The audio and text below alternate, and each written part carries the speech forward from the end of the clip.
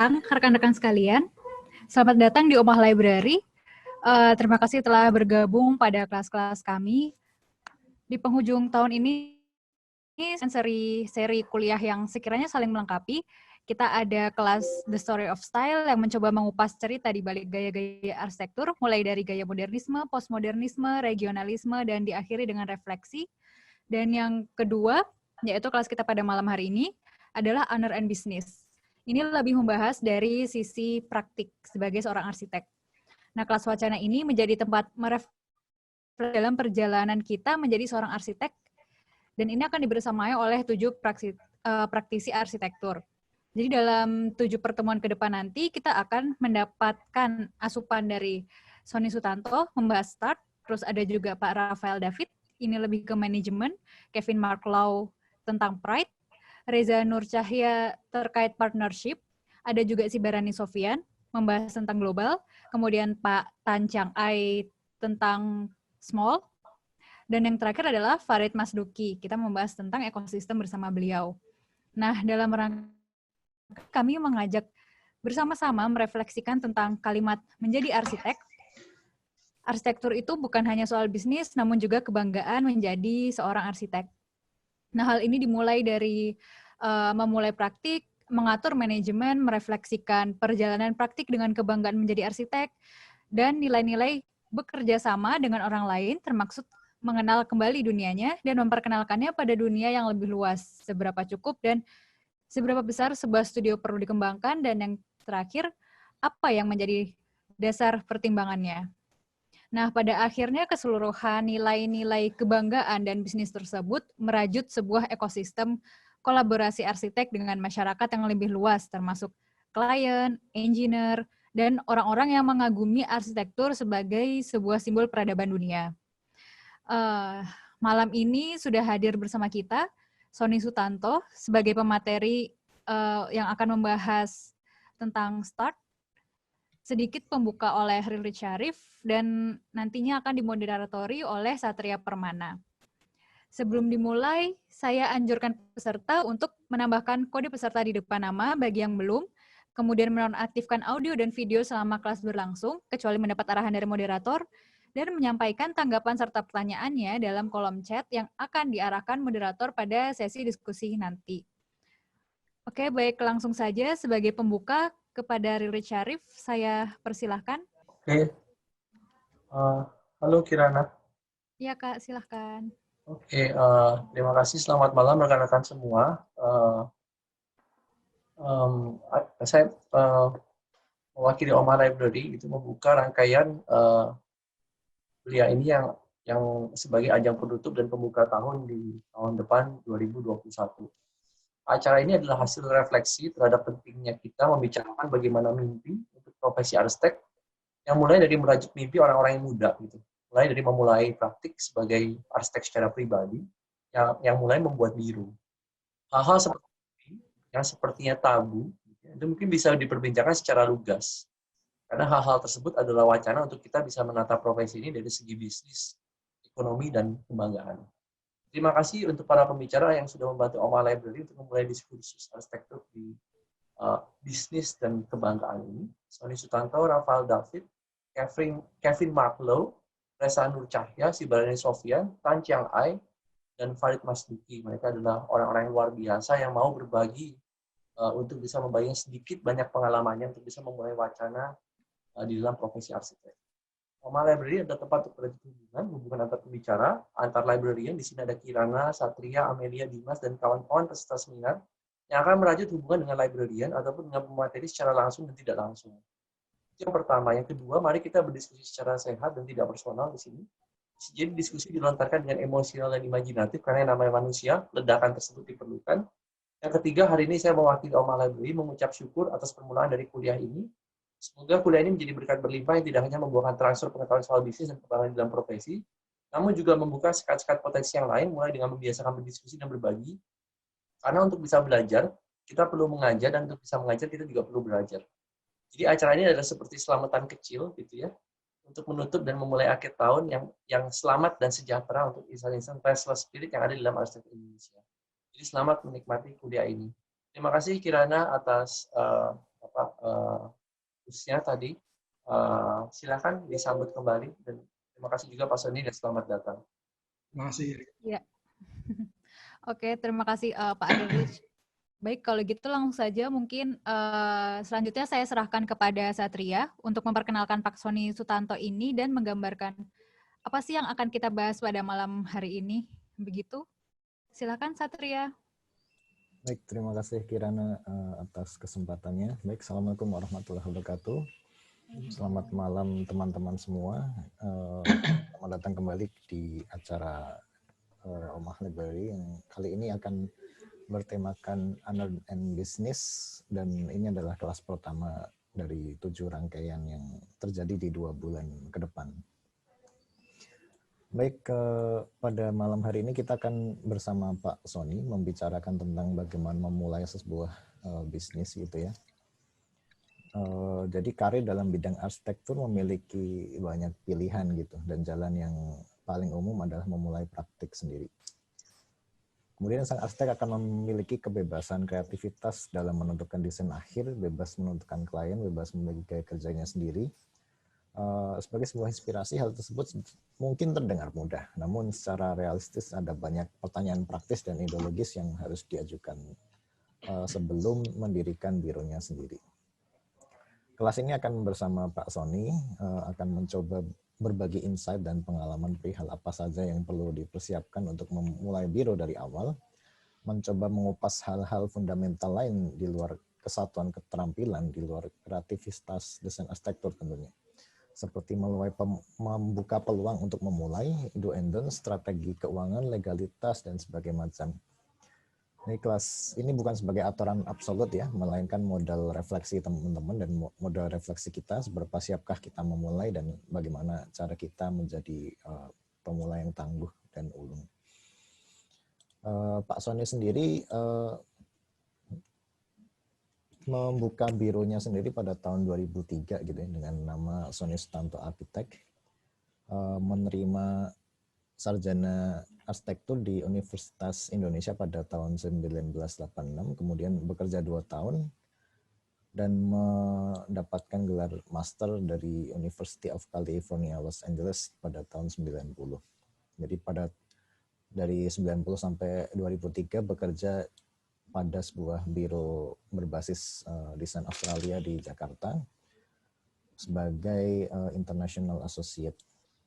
Jadi sebagai arsitek, Sony Sutanto juga aktif dalam IAI, mengajar juga di UI, dan lingkup kerja yang beliau minati adalah melingkupi arsitektur, interior design, landscape, dan spesifik isu terkait urban design. Jadi beliau juga meraih cukup banyak penghargaan seperti Architectural Design Award, International Award dari Acacia, dan banyak lainnya. Mungkin tanpa berlama-lama saya panggil Pak Sony ya. Halo Pak Sony. Sudah ada di sini saya. Ya, selamat malam. Sudah ada di sini saya. Oke. Selamat menjabat sebagai Dewan Arsitek Indonesia, Pak. Terima kasih. Ya, mungkin saya kasih waktu dan tempatnya ke Bapak. Silakan. Saya ke bagian berapa lama nih, Satria? Gimana? Ke bagian berapa lama saya? Kurang lebih 30-45 menit presentasi, habis itu kita diskusi dengan teman-teman di sini. Ya, saya berharap akan lebih banyak diskusi ya, jadi sebab ini saya tidak akan banyak gambar, saya justru banyak tulisan di sini. Intinya adalah saya mulai share screen. Ya, silakan. Intinya adalah saya akan bercerita tentang macam-macam lah gitu ya. Ngalor ngidul, jadi jangan dianggap terlalu serius. Silakan kalian masukkan pertanyaan di kolom chat ya nanti ya. Mohon nanti sesudah itu di panitia yang mensortir dipertanyakan lagi ke saya jawab kemudian. Oke? Nah, judulnya start atau memulai. Saya kira kalian tahu apa artinya start, tapi sekarang pertanyaannya adalah memulai itu sebenarnya macam-macam positioningnya. Siapa yang mulai dan dalam posisi apa itu menentukan. Siapa yang mulai itu sebenarnya kalau saya membagi dari sisi usia sebenarnya ini usia dan usia praktek itu ada 3 posisi yang bisa kita klasifikasikan. Pertama adalah Yang mulai itu alumni baru lulus sekolah, baru lulus kuliah, ingin memulai membuat biro sendiri atau studio tersendiri. Itu adalah sebuah sebuah hal yang bisa-bisa saya terjadi, ya kan? Kedua adalah arsitek yang sudah berpengalaman. Saya misalkan sudah punya pengalaman bekerja hampir 15 tahun sebelum saya memulai biro saya sendiri di usia 40. Bahkan waktu saya mengundurkan diri dari asosiasi perusahaan Australia di mana kami bergabung sebagai asosiat itu, saya nulisnya saya berumur 40 tahun dan hari ini saya akan menentukan jalan saya sendiri. Intinya begitu. Ya, 40 tahun. Apakah kelamaan 15 tahun bekerja bukan sebagai sole ownersnya biro, tapi sudah melakukan berbagai hal, mengerti berbagai hal, dan melakukan hal-hal yang seharusnya dikerjakan oleh sebuah biro. Bahkan sebenarnya saya aktif dalam hal-hal lain di luar isu desain, marketingnya juga, ini itu sedikit.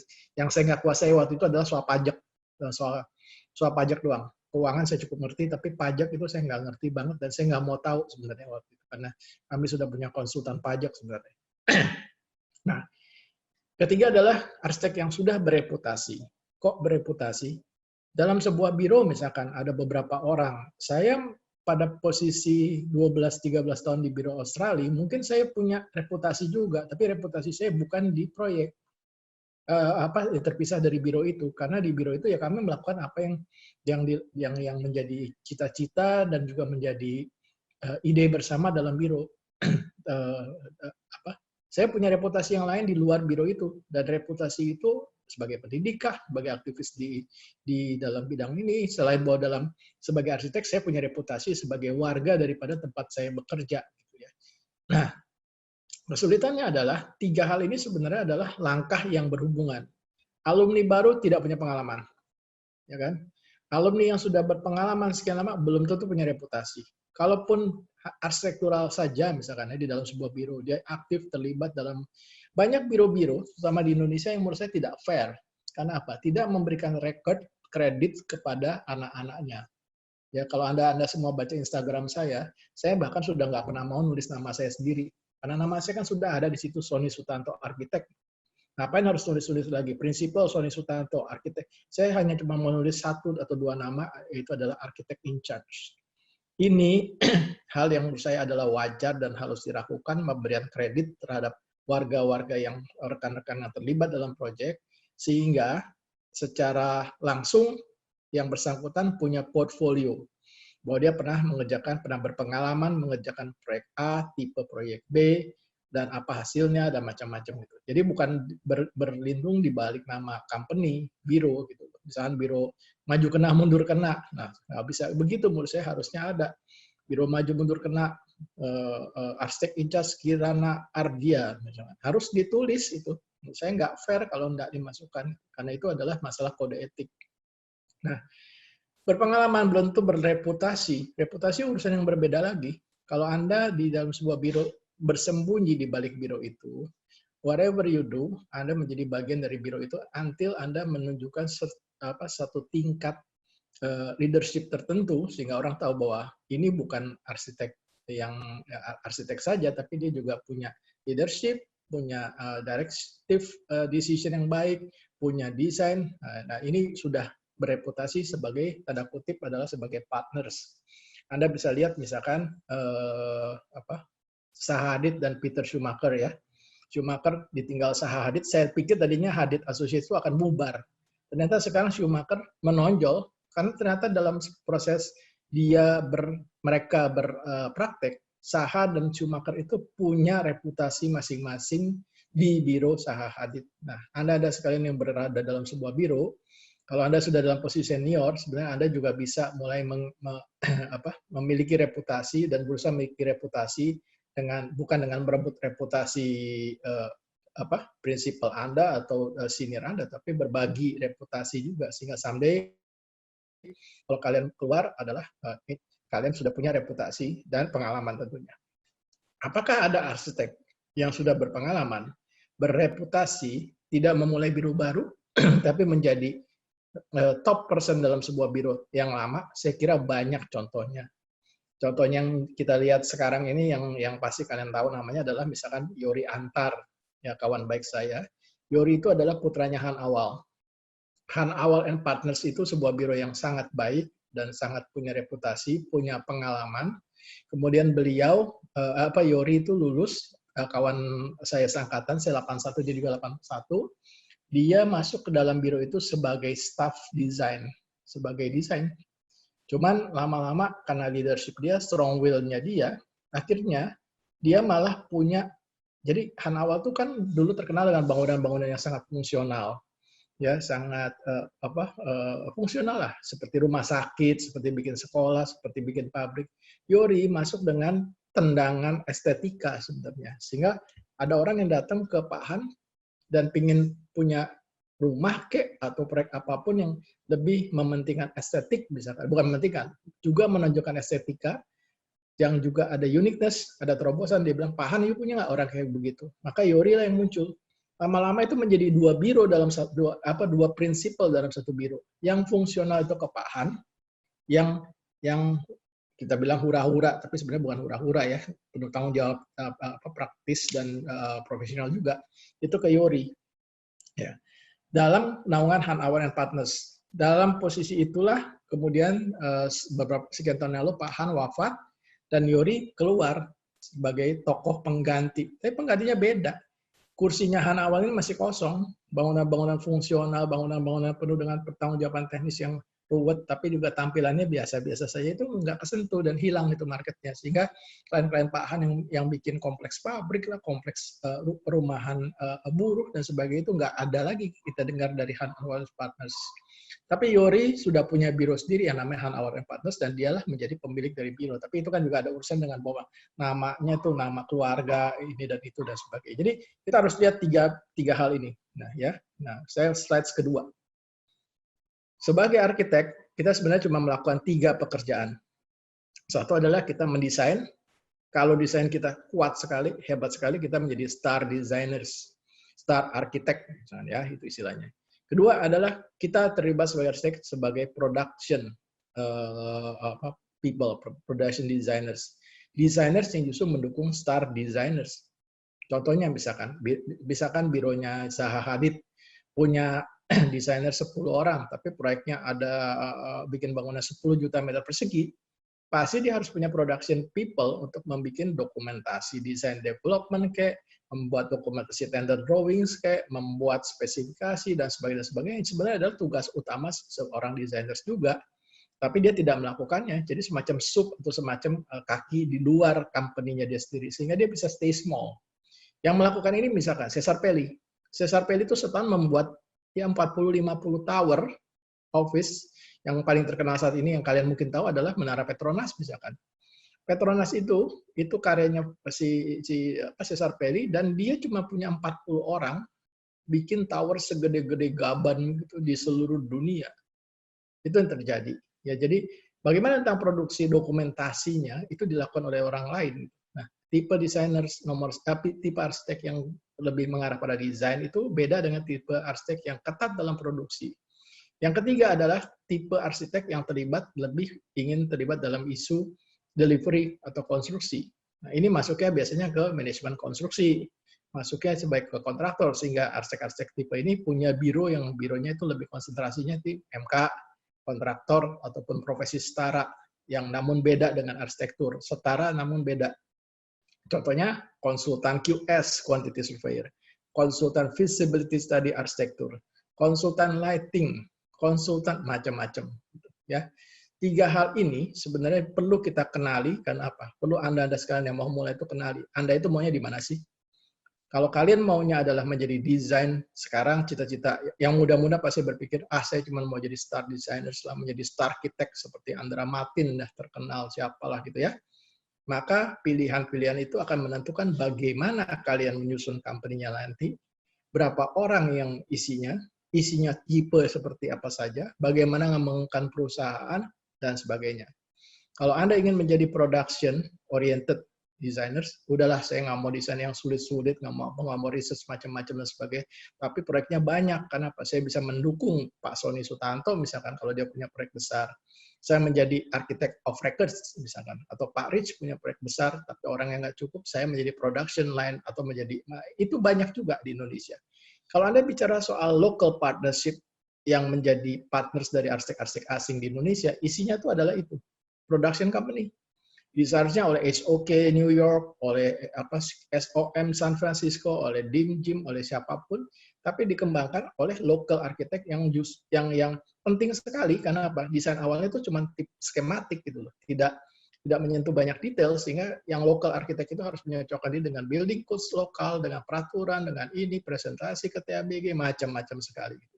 Kalau di rekonstruksi, kadang-kadang jiwa arsitek itu jadinya ada di bawah MK, di bawah kontraktor, di bawah profesi yang lain. Sehingga contohnya sebagai kontraktor, biasanya arsitek-arsitek yang terlibat yang ingin masuk dalam delivery types of firm atau construction firm, itu menawarkan design and build. Saya desain fee-nya nggak usah dibayar, tapi kontraktornya harus ke saya. Jadi yang dijual adalah bangunan sebenarnya, bangunan plus desain. Jadi kalau Anda mau pakai arsitek lain, silakan saya jadi kontraktor. Tapi kalau Anda nggak punya arsitek, datanglah ke kami, maka kami menjadi kontraktor design and build. Tipe-tipe ini kan banyak ya. Ini menjadi pilihan juga bagaimana kalian menyusunnya. Karena yang antara 1, 2, 3 itu level ininya berbeda-beda sekali itu. Intensitas macam-macam berbeda sekali. Oke, saya beralih ke slide yang ketiga. Terus gimana nih? 3 tipe itu ada beberapa isu besar. Ada 5 isu besar. Pertama, gimana mendapatkan proyek.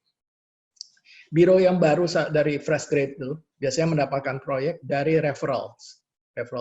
Kakaknya punya ini, mau bikin itu, bapaknya punya ini, tantenya, uaknya, omnya, teman-teman di masjid, teman-teman di gereja, teman-teman main sepeda, pengen punya itu mendapatkan proyek. Dan juga satu hal yang kalau mau besar sekalian ikut sayembara. Itu cara mendapatkan proyek bagi arsitek-arsitek yang fresh graduate.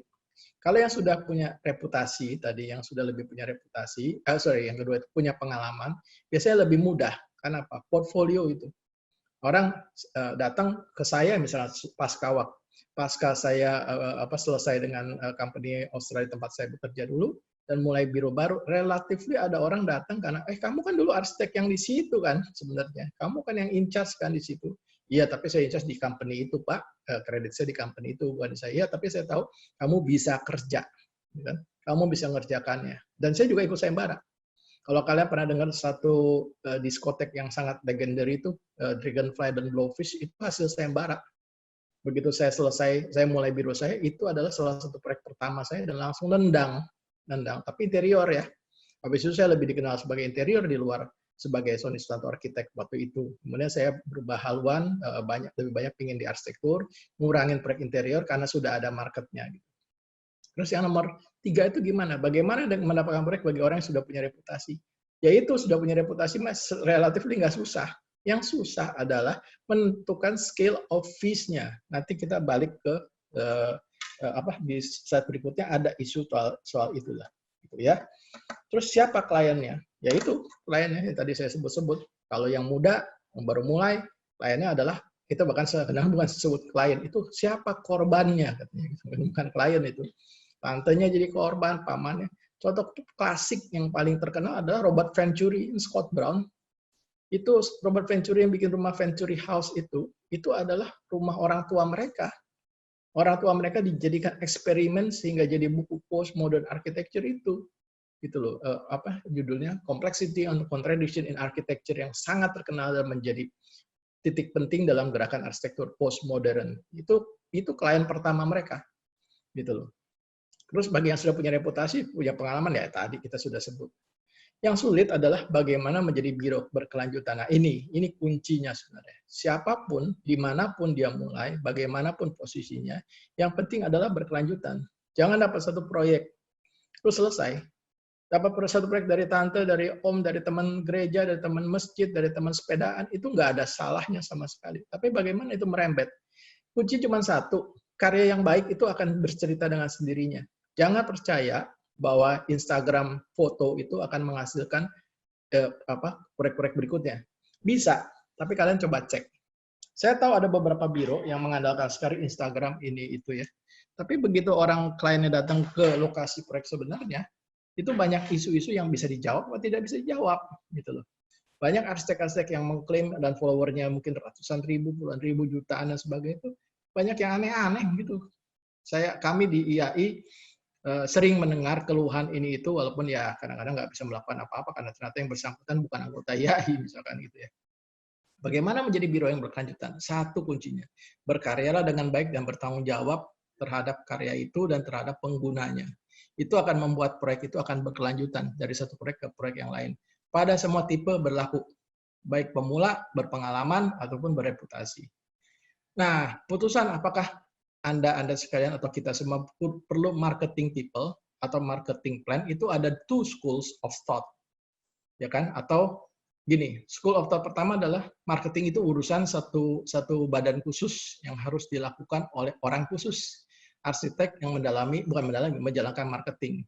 Ada biro-biro besar di Jakarta yang kalau mau ketemu dengan prinsipalnya itu pertama mau deal dengan dia misalnya, Mas, Mbak, Bu, Pak, Om, saya mau pakai biro Anda. Maka yang muncul pertama kali bukan prinsipalnya, yang muncul adalah marketing person-nya. Gitu. Mau lakukan hal ini bisa, ada bironya besar, sukses. Tanya problemnya seperti apa, saya tahu problemnya. Atau Anda sebagai prinsipal, sebagai marketing person. Nah, itu sangat tergantung dari pilihan yang kita sebut, biro apa yang mau kita dukung, mau kita sokong. Kalau biro kita adalah biro yang design oriented yang slide nomor 2 tadi, tapi nomor 1 tuh orang yang design oriented tipe star architect, sebenarnya prinsipal itu lebih penting sebagai marketing person daripada ngirimin marketing people, gitu. Ngirimin staff marketing, ahli, ada sebagainya. Karena apa? Owner perlu bicara dengan, saya akan menyerahkan seluruh proyek ini ke Anda untuk dikerjakan, jadi apa aja Anda yang menentukan ya. Maka ketemunya nggak boleh marketing, ketemunya adalah harus ketemu prinsipal gitu. Mendingan ketemu Pak Rich daripada ketemu rekan yang lain, bahkan kadang-kadang ini memang menyulitkan sehingga Rich menjadi super sibuk misalkan. Ini two schools. Anda sekalian tipe yang seperti apa yang butuh marketing karena Anda bilang, wah saya bisa berkarya aja deh. Saya nggak bisa ngomong sama orang, saya nggak bisa jualan tanda kutip, walaupun yang dijual sebenarnya adalah desain. Gitu. Ada orang yang begitu ya sudah, carilah marketing atau partners gitu lah. Anda lihat ya, dalam biro-biro besar di dunia yang sangat sustainable tuh, biasanya isinya 3 orang. Skidmore, Owing, and Merrill. HOK, Helmut Owata Kassabaum. DCM, Denton, Corker, and Marshall. 3 tipe ini cocok, kenapa? Pasti ada satu tipe designersnya, satu lagi adalah tipe delivery, satu lagi tipe production, dan marketing, dan financial, dan semacam-macamnya. Ini adalah, saya selalu sebut-sebut di kuliah saya, ini adalah tipe organisasi mafia. Mafia selalu punya 3 orang. Satu tipe yang the charming guy itu yang suka goda-godain cewek gitu kan, datang party-party, tapi temennya banyak banget, tipe marketing. Nah, kedua ada tipe eksekusi. Orang eksekusi itu yang tiba-tiba ada di kursi belakang Anda, terus pakai kawat, leher Anda dicep, selesai leher. Yang namanya Italian necklace, kalung Itali itu istilah necklace itu dari situ. Tipe ketiga adalah orang-orang yang membereskan masalah-masalah legal, masalah ini, masalah itu, hukum, keuangan, pajak, dan macam-macam. Oke, saya beralih ke slide nomor 4. Manajemen keuangan. Nah, ini juga penting untuk kita semua ingat dan kita semua sadari dari awal biro itu dibuat. Apalagi kalau mulai setnya dari 0, ya. Bagaimana menghitung pemasukan yang ideal? Jangan mikir bahwa, wah saya berkarya aja deh, makan nggak makan, pokoknya berkarya, ngomong kosong itu. Nggak akan terjadi, bukan karena salah. Tapi karena apa? Karena nggak sustain. Habis 2 karya, udah lapar, pingsan. Nggak bisa berkarya lagi kan? Jangan lakukan itu. Terus bagaimana menghitung pengeluaran ideal? Kadang-kadang kalau ada pemasukan banyak, pengeluaran jadinya bisa jadi sangat tidak terkendali gitu loh. Nah, ini juga harus dipikirkan. Sebuah biro baru bagi starter yang alumni baru misalkan, di mana paling mulainya berdua, bertiga di garasi, belum sewa kantor, masih pakai garasi orang tua atau masih pakai rumah kos, komputer juga komputer jinjing, terus kemudian program juga bajakan dan sebagainya, ngeprint juga nggak punya printer, ke toko-toko di luar, itu pengeluarannya beda dan akibatnya pemasukannya nggak usah harus terlalu tinggi, asal dua-duanya itu balance gitu. Sebuah biro yang sudah lebih established itu tidak bisa melakukan itu. Kenapa? Pengeluarannya sudah harus lebih ideal terhadap semua orang. Saya misalkan punya 30 orang total ya di biro kami, maka saya harus memikirkan bagaimana tentang asuransi kesehatan mereka, bagaimana tentang asuransi tenaga kerjanya, bagaimana dengan asuransi pensiunnya. Itu semua mikir jangka panjang karena saya mau rekan-rekan kerja saya bisa bekerja dengan tenang semuanya, bisa dengan memikirkan keluarga, bagaimana dengan asuransi kepemilikan kendaraan, asuransi pemilikan rumah dan macam-macam dan sebagainya. Untuk itu pasti biro yang sudah lebih established itu ongkosnya besar sekali. Makin besar biro, ongkosnya makin besar dan pemasukannya harus makin besar. Itu sebabnya hari ini di seluruh dunia, termasuk di Indonesia pasti, biro-biro yang pemasukannya tidak ideal lagi karena COVID itu hancur lebur. Anda bisa tanya semua biro-biro besar yang masuk BCI itu. Building Construction Indonesia ya, BCI 10 biro terbesar, 10-10-nya kalau ngomong terang-terangan itu hancur secara finansial. Tapi mereka punya cara bertahan macam-macam dengan potong orang, dengan ngurangin gaji, dengan menurunkan standar pengeluaran dan macam-macam. Jadi kalian dari awal, kita semua dari awal, dan juga waktu menjalankannya harus memikirkan pemasukan ideal dan pengeluaran ideal. Dan itu bukan grafik yang sama ya. Makin lama pengeluaran itu makin besar. Pemasukan juga harus makin besar. Atau makin lama pemasukan makin besar. Artinya kita harus sebagai pemilik biro rela mengeluarkan hal-hal supaya rekan-rekan kerja kita menjadi lebih bahagia. Bekerja samanya gitu, tenang, keluarganya terpikirkan, pendidikan, seperti yang Pak Basuki Ahok pernah ngomong, katanya otak terisi, perut terisi, kantong terisi. Itu berlaku universal untuk apapun sebenarnya. Ya. Terus bagaimana menghitung biaya tidak terduga atau biaya pengembangan? Sebuah biro yang kalian buat ya, sebentar saja kalau sukses itu berkembang. Artinya apa? Ya, tadi di garasi pakai kipas angin harus pakai AC. Harus beli motor, harus beli mobil, harus sewa ruko, harus macam-macam, harus beli software yang legal. Itu bukan, saya sangat tidak menyarankan Anda bajak software karena sebenarnya dibilang mahal juga enggak, memang agak over mahal terhadap income di Indonesia. Tapi kalau dapat satu proyek beli satu, dapat satu proyek, 1 tahun dapat 10 proyek aja bisa beli 10 kok sebenarnya dengan fee yang diterima, pasti bisa. Ujung-ujungnya adalah yang di bawah saya tulis itu bagaimana bisa cuan, bisa untung. Untung itu dan berapa persen. Ada hitung-hitungan idealnya untuk menghitung profits. Kalau nanti ada yang nanya, saya jawab. Kalau nggak ada yang nanya, saya lanjut dulu. Berapa profit yang logik sehingga Anda bisa bernapas dengan lega pada saat COVID ini, setahun nggak punya kerjaan yang cukup mumpuni pun masih bisa tutup ya pasti ya. Atau begitu kena COVID, collapse langsung, selesai gitu. Kenapa? Karena nggak pernah bisa menabung keuntungan. Kelima, poin 5. Bagaimana menentukan standar fee? Ini hal yang sangat pelik gitu ya. Kenapa? Saya begitu mulai biro saya sendiri, dan saya waktu itu sudah pada waktu saya keluar dari biro yang lama itu saya sudah menduduki posisi sebagai associate. Mereka kalau nawar fee ke saya bilang begini, kalau kamu dulu ngasih saya fee di biro yang sana adalah misalnya 100 juta, lo kan sekarang udah nggak bawa nama-nama besarnya biro-biro asing dan sebagainya kan, fee Anda harus lebih murah dong, gitu loh. Masa di sana saya bayar 100 juta, di sini dengan skop yang sama Anda mau harus minta 100 juta.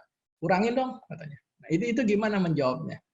Kemudian adalah, kalau saya menjawabnya begini, Pak, saya bisa mengurangi, tapi saya nggak mau mengurangi sesuai dengan positioning seperti itu. Maka yang saya lakukan adalah, saya kurangin ya skopnya ya. Misalkan 100 juta, skopnya saya kurangin fee-nya 20 juta. Tapi skopnya saya kurangi fee senilai 20 juta, tapi saya diskon lagi, saya kurangi 30 juta rupiah. Sehingga Anda bayar 70 juta dengan skop yang berkurang, tapi berkurangnya nggak 30% gitu. Hal seperti itu misalkan. Masalahnya bukan itu, bukan soal uang sebenarnya. Masalah adalah soal positioning. Sekali Anda positioning di bawah, maka seumur hidup Anda akan dipositioningkan di bawah. Ada biro arsitek yang bilang, saya semeter persegi sekian puluh ribu rupiah, gitu, yang sangat mengejutkan angkanya menurut saya. Tiba-tiba muncul, nggak bakal dia naik. Nggak bakal. Kenapa? Dunia ini bunyi. pemilik biro bangunan-bangunan Indonesia itu saling kenal. Paling nggak temboknya tuh saling kenal. Cat temboknya tuh berbicara satu dengan lain. Sekali Anda kasih fee yang rendah, maka besok-besok semuanya akan minta yang rendah. Seluruh Indonesia, bahkan seluruh dunia, dan seluruh alam nyata dan alam tidak nyata gitu. Ya. Terus kemudian bagaimana dengan negosiasi kontrak? Kontrak juga harus dinegosiasi. Karena apa? Banyak kontrak-kontrak yang aneh-aneh lah. Anda ada yang belum mengalami karena belum pernah menjalankan biro, Anda mungkin belum melihat kontrak-kontrak yang aneh. Saya pernah bahkan kejebak. Kontraknya berulang. Proyek A kontraknya sekian. Begini isinya, bla bla bla. Kontrak B, saya anggap itu isinya sama. Ternyata klausel pembayaran saya diganti sama dia, dan saya nggak lihat sudah taken. Saya pikir, wah ini klien sangat-sangat tidak fair.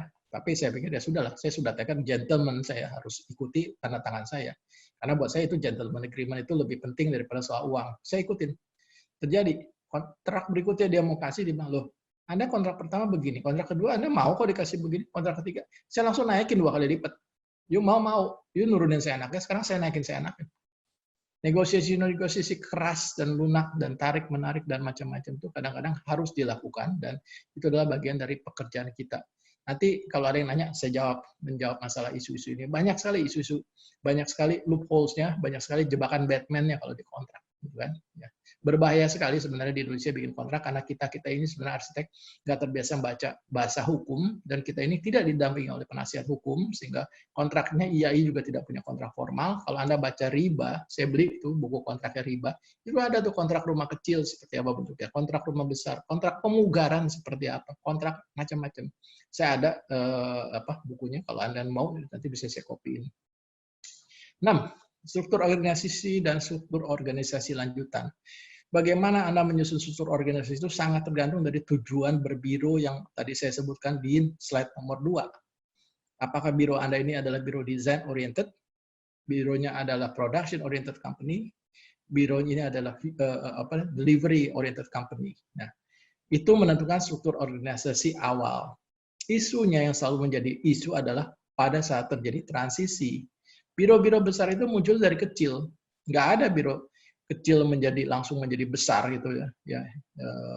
Yang mengklaim itu kan cuma Maerot sebenarnya. Nggak ada orang lain yang mengklaim itu. Struktur organisasi itu biasanya kalau biro kecil itu nggak punya struktur. Berdua kerja, dapat proyek, dapat uang, klaim ini itu, akhirnya bagi 2 gitu ya. Tapi begitu ada pengeluaran dan sebagainya harus tahu. Sekarang Anda tahu, biro-biro besar itu berantemnya rata-rata karena apa? Karena ini, urusan karena tipe organisasi mafia itu. Satu yang tipe desainer itu nggak pernah keluar kecuali dia mendesain. He is, or she is, itu ada a very good designer, the main principle of produknya dari dia. Yang satu, menjalankan produk itu supaya jadi bangunan dengan baik. Dokumentasi ini itu ngontrol dan sebagainya, dan terbuka termasuk merubah desain, karena biasanya yang prinsipal desainer yang nggak mau tahu apa-apa tuh biasanya mimpinya tuh kegedean gitu, mimpinya tuh terlalu sulit, walaupun kadang-kadang mimpi itu jadi nyata dan jadi hebat, seperti Frank Gehry misalkan, Zaha Hadid, itu kan mimpi yang mereka ngotot di mimpinya dan bisa jadi gitu. Cuman kalau Anda baca cerita-ceritanya seperti Frank Gehry, sisa hidupnya kan dia pernah bangkrut sekian kali kan. Apakah Anda melampaui proses seperti itu? Ya nggak apa-apa juga gitu ya.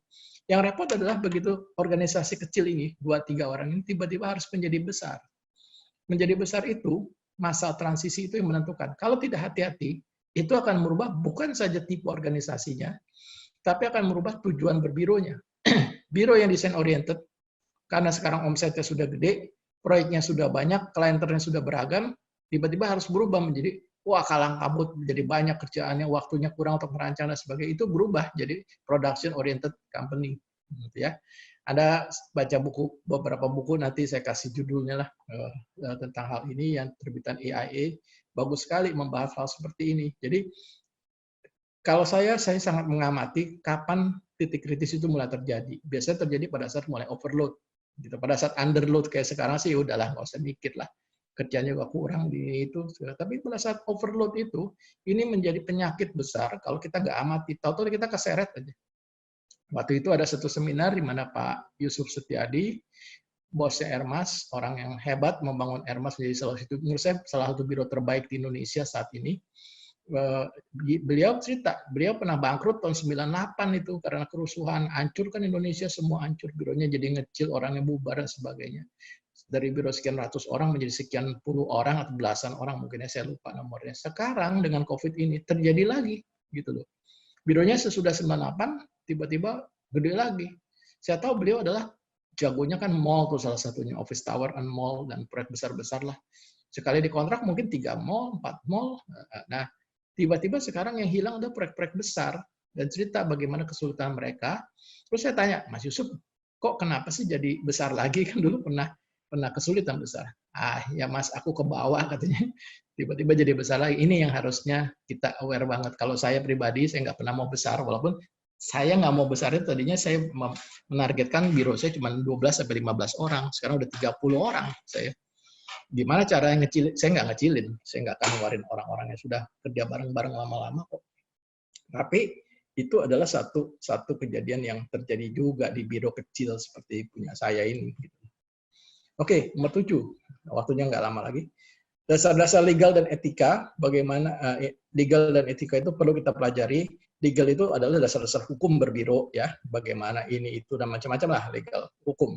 Etika, menurut saya adalah pusat dan kepentingan yang paling penting untuk kita dukung dalam praktek profesi gini. Karena pelanggaran etika itu sebenarnya paling membahayakan karena akan merugikan pemberi tugas kita. Mereka sudah bayar kita, mereka kita rugikan. Itu menurut saya sangat tidak fair, dan itu terjadi. Saya baru 2 hari yang lalu ditelepon oleh supplier kerja saya, dia curhat. Bagaimana sebagai supplier itu dia istilahnya diperas oleh arsitek-arsitek. Kalau nggak ngasih komisi, nggak dipakai barangnya. Bagaimana? Dia tanya saya, gimana Pak saya kasih apa enggak? Nah itu, saya ada jawabannya, tapi yang nggak untuk di-share di sinilah. Terus etika yang paling mendasar misalkan dalam sebuah biro, bagaimana membagi kredit dalam hubungan kerjasama? Kalau di dalam tadi saya sudah cerita ya, bagi yang terlibat harusnya nama-namanya dimuat. Bagaimana dengan nama-nama yang tidak terlibat di dalam tapi di luar? Saya misalkan kalau ada pekerjaan bareng dengan, terutama yang banyak bekerja bareng dengan kami itu artis kan sebenarnya. Maka saya harus sangat berhati-hati menuliskan nama artis itu harus muncul menurut saya. Terakhir saya bekerja sama dengan Pak Nus Salomo dan Bu Windy Salomo di satu proyek di Jakarta, di Tangerang itu. Saya hati-hati, cara nulisnya gimana gitu. Pernah bekerja sama dengan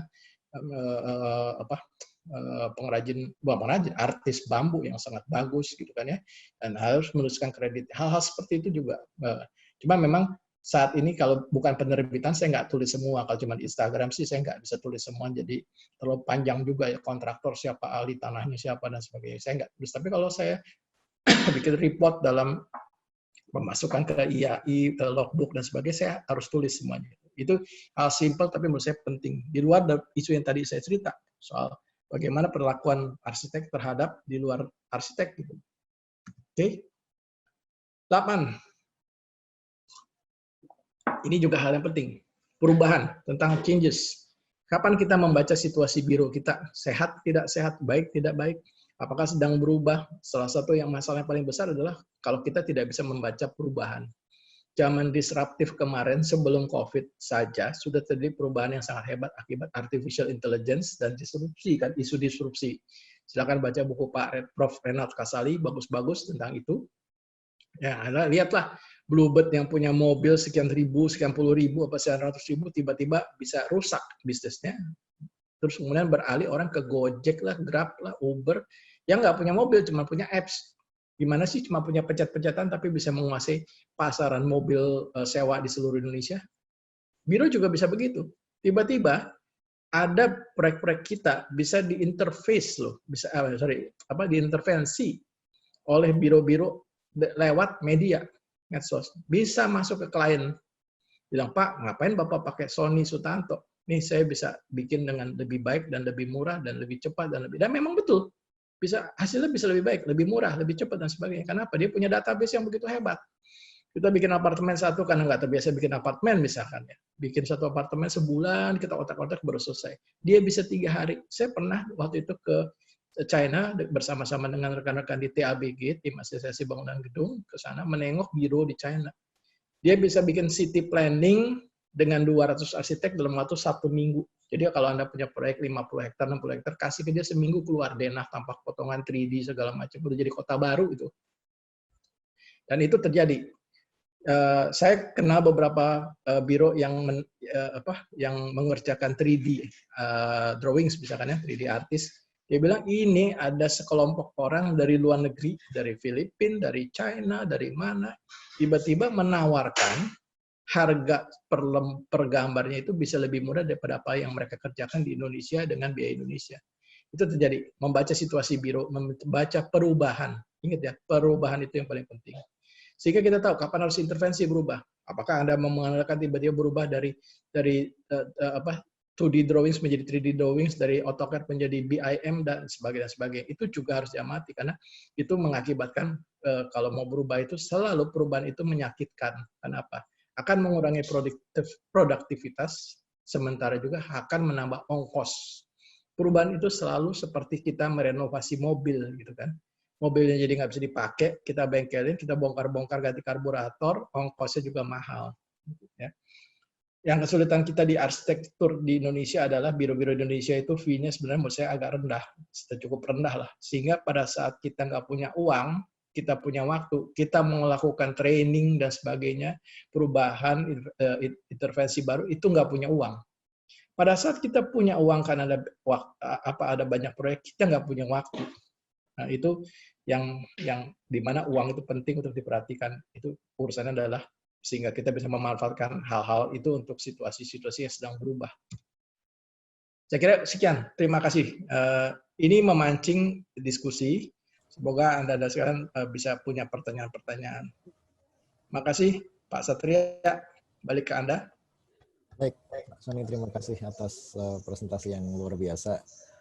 Di sini kita sudah ada cukup banyak pertanyaan ya, dan kita akan diskusi bersama-sama dengan Pak Sony secara langsung. Ya. Baik, kita akan mulai dari yang pertama, yaitu dari Kirana Ardia, tentang bagaimana cara membuat bisnis startup kita di bidang interior dan arsitektur sehingga klien tertarik dan hire kita terutama di masa pandemi ini. Mungkin terkait gimana mempromosikan diri gitu sih, Kak. Silakan Pak Sony. Ini hal yang susah ya saat ini. Kenapa? Karena kalau menurut saya harusnya kembali pada traditional way of doing it, door to door. Jangan lakukan itu lewat medsos, karena medsos itu sudah terlalu murah. Ada orang bilang bahwa you will be famous for only 16 second, 16 detik dalam medsos. Kenapa? Orang baca Instagram ya. Gambarnya ada 4 pun cuman, oh cakep, udah, centang, beres, udah. 3-4 gambar di belakang jajang nggak dibaca gitu. Ya. Nah, jadi door to door. Nah, door to door itu gimana? Anak saya ini baru cerita, ada rekannya, interior designers dan juga interior contractors, ya. Dia datang ke mall, pengelola mall dia bikinin brosur, datangnya satu-satu, diajak bicara, diajak makan, ada effort marketing lah untuk melakukan itu. Ya, kalau saya kira itu yang perlu dilakukan selain kalau kita mencoba lewat medsos ini dan itu. Itu nanti kalau sudah jadi satu, ya, Anda silakan bombardir ke medsos. Tapi kalau belum jadi, cuma jadi gambar, di dunia ini apa sih nggak ada sekarang? Membuka apapun ada, dan biasanya hasilnya bagus-bagus gitu loh. Itu jawaban saya, Satria. Iya sih. Baik, terima kasih Pak Sony. Pertanyaan selanjutnya dari Wanda Saputra. Selamat malam Pak Sony. Bagaimana cara menghitung pemasukan dan pengeluaran ideal bagi konsultan baru atau startup? Dan bagaimana cara menghitung margin untung yang ideal? Terima kasih. Ini untuk sebuah biro baru ya, yang dihitung adalah ongkos pribadi saja. Ongkos pribadi saja. Misalkan Satria dan Kirana berbiro bersama berdua. Hitunglah ongkos pribadi kalian itu berdua berapa? Mulai dari gaji minimum yang kalian ingin terima, ya, terus kemudian uang jalan, uang ini dan sebagainya. Tambahkan ongkos-ongkos lain untuk beroperasi. Biasanya awal-awal kalian nggak akan tahu. Kalian akan tahu begitu mulai jalan. Kalian baru mulai tahu, oh ternyata kita butuh uang taksi sebulan itu bisa 6 juta loh. Gitu. Uang Gojek sekian loh. Uang makan sekian. Kalau sudah dapat, patokan itu menjadi patokan dasar. Yang namanya fixed spending kira-kira per orang itu berapa rupiah. Itu menjadi dasar. Ya kan? Fixed spending itu kalau terhadap income harus kalian kalikan 4. Jadi misalkan spending Satria dan Kirana berdua itu 10 juta per bulan, cukup untuk menjalankan biro berdua ini, maka harusnya income kalian tuh 4 kali lipat. Kenapa 4? Satu bagian untuk fixed spending, ya. Satu bagian itu adalah untuk development, ya. Satu bagian itu adalah untuk emergency, satu bagian itu adalah profit. Bagaimana kalau nggak dapat 4? Berapa yang minimum? Minimum ya 2. Satu dipakai, satu disimpan untuk macam-macam. Jadi sisa uang, misalnya spendingnya 10 juta, sisa 10 juta itu simpenlah dulu untuk yang macam-macam. Belum tentu kepake atau jangan-jangan kurang. Kalau kurang tinggal atur bagaimana menggunakannya secara bijak dulu gitu kan ya. Tahan lapar, makan sehari cuma sekali. Gitu. Naik taksi, naik sepeda, bisa macam-macam lah caranya. Tapi kalau berlebih, hati-hati. Jangan senang dulu. Karena hasil itu nggak selalu tetap. Nanti sesudah setahun, kalian lihat tuh kira-kira growth-nya gimana. Habis itu, berapa profitnya? Tadi ada pertanyaan mengenai profit ya, Satria ya? Kalau kalian bisa berhasil mendapatkan 4 kali fixed spending, artinya kalian bisa profit 30-35% untuk biro lama. Biro baru bisa 50-60%. Biro lama jangan harap. Karena apa? Biro lama itu sudah, nah makin lama, makin besar ya. Gajinya Satria harus naik. Terus kemudian sewa gedung harus makin bagus. Dulu di gang sempit, di Petamburan nggak apa-apa. Sekarang harus di kompleks yang bagus seperti punyanya Pak Rich gitu kan. Itu kan lebih mahal gitu. Jadi hal-hal seperti itu yang harus dilihat. Biasanya kalau bisa mencapai biro besar bisa mencapai 30% saja udah bagus banget. Tapi biro kecil kalau nggak mencapai 50% nggak bagus. Gitu. Ya, oke. Oke, terima kasih Pak Sony. Sangat jelas. Kemudian ada dari pertanyaan dari Pak Hartono, itu bagaimana supaya berarsitektur bisa cuan gitu? Mohon jurus-jurusnya. Ya, banyakin proyeknya, bekerja dengan efisien. Saya kira makin banyak proyek, makin efisien, makin cepat selesai, dapat klien yang benar. Nah itu. Kalau tanya gimana supaya bisa cuan, jawabannya cuma satu sebenarnya. Takdir, nasib. Tapi tentu dengan berhati-hati dalam spending dan ini mengerti bahwa antara spending, income dengan pengeluaran, outcome itu kalian paling tidak punya kontrol. Gitu. Saya terus terang agak khawatir dengan rekan-rekan saya yang kelihatannya hebat-hebat dengan spendingnya gitu loh. Ada yang pameran sepeda bagus, belum apa-apa Brompton yang harganya 100 juta misalnya. Dan zaman pandemi ini makin bagus sepedanya, bukan makin jelek saya. Atau tiba-tiba dapat menang sayembara, jalan-jalan sekantor kemana, ke Eropa misalnya. Saya ngitung-ngitung ya, saya ngitung logiknya, itu nggak masuk angkanya itu menurut saya. Logiknya. Kecuali ada sumber income yang lain. Mungkin punya investasi yang lain, punya restoran, punya taksi, punya kos-kosan, dan sebagainya. Kalau nggak, sulit sekali. Ya. Jadi itu aja sih, gampang aja. Logik dengan, kan ada rumus menabung 1, 2, 3, 4 ya, pernah dengar nggak ya? Satu bagian 10, 20, 30, 40, 50. Rumusnya ada tuh. 20% dipakai, 30% disimpan, 40% untuk pengembangan. Ada rumus-rumus kayak begitu. Coba aja dengar mengenai pengaturan perencanaan keuangan, itu perlu belajar juga tuh kita. Kalau nggak hati-hati ya begitu. Banyak biro yang bangkrut tuh. Dan bangkrutnya tuh kasihan banget, sampai harus mencatin orang atau unpaid leave orang-orangnya selama setahun. Bagaimana nasib mereka? Saya sih sedih kalau dengar begitu sih. Ya. Iya sih. Oke, pertanyaan berikutnya dari Stefani. Cukup bagus pertanyaannya. Jadi mengenai honorarium arsitek, terdapat sumber honorarium dari website IAI misalnya. Jadi menurut Pak Sony, apakah pernah tahu komponen-komponen yang menjustifikasi angka-angka tersebut dan bagaimana tanggapannya pada penerapan angka tersebut pada biro-biro muda? Saya nggak pernah tahu soal ini baru nanti saya mau cari juga ya komponen itu. Tapi kalau saya lihat sih biasanya adalah basicnya adalah UMR ya. Cuman arsitek dengan pendidikan segitu sulit kalau dikasih UMR kan keren banget. UMR Jakarta berapa sih sekarang? 3,4 ya? 3,5. 3 sekian kan kalau baca komponen aja itu komponennya untuk buruh menurut saya, bukan untuk orang-orang yang lebih orang-orang yang bekerja dengan jam-jaman. Kita kan bekerja dengan added value sebenarnya. Itu harus beda. per kilo keringat kita harusnya harganya beda dengan per kilo keringat pekerjaan yang menggunakan otot gitu loh. Harusnya, tapi ini ntar dianggap sebagai kesombongan white collars. Tapi kalau menurut saya sih fair enough dengan pendidikan yang lama, mahal, ini itu jangan pakai UMR. Gitu. Itu aja. Tapi persisnya saya nggak tahu persisnya, jadi saya nggak bisa komentar terlalu jauh ya, komentar gimana. Yang dimaksud itu yang persenan itu kali Pak. Iya, saya nggak pernah baca tuh, Satria. Nanti saya mau baca ya. Nah, baik. Kita lanjut. Saya pakai, kalau di kantor saya hitungan pakai common rules aja. Common rules. Oke. Menarik. Common rules gimana itu Pak? Common rules yang bagaimana itu? Iya, saya hitung aja kira-kira anak ini kalau tinggal di Jakarta, misalkan ya, harus kos, berapa kosnya, berapa uang makannya, berapa ininya, terus selain kami tentu biro yang sudah lebih established lah ya. Kami pikirkan bahwa ada salary, ada non-salary income dalam bentuk tabungan-tabungan asuransi kesehatan, dana pensiun dan macam-macam. Ada THR pasti tambahan yang kewajiban kan, tapi juga ada bonus tahunan.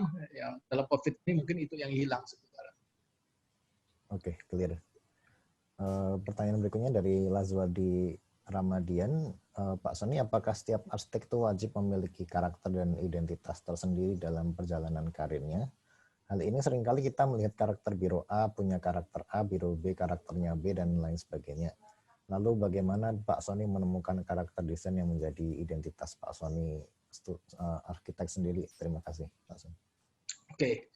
Kalau sebagai biro yang desain oriented, sebaiknya orang bukan sebaiknya. Orang mencari misalkan ya satria yang jelas gayanya begini gitu kan. Tapi ada orang yang mencari satria yang udahlah satria pasti bisa gitu. Nggak peduli dia bikin apa. Jadi soal karakter itu penting bagi desain oriented company gitu. Bagaimana membentuknya, saya kira sangat terkait dengan kepribadian dari principal designers-nya. Kalau Anda lihat karya saya itu adalah, mungkin itu kepribadian saya. Gitu. Kalau Anda lihat karyanya Pak Rich misalnya, Anda paling kenal kali ya, Pak Rich ya. Itu kelihatan orang-orang super hektiknya Pak Rich itu, super hektik. Orang dengan energi, kalau saya energinya 10 watt, si Rich ini, rekan hebat saya ini punya energi mungkin 15 megawatt. Sehingga kalau lihat arsitekturnya, ini arsitektur 15 megawatt nih, kayaknya cuma arsitektur 10 watt nih kayaknya. Jadi sangat tergantung prinsipal. Jadi kenalilah diri Anda sendiri, dari situ Anda bisa mengerti. Ya. Baik, clear. Kemudian ada pertanyaan dari Mas Erwin Maulana.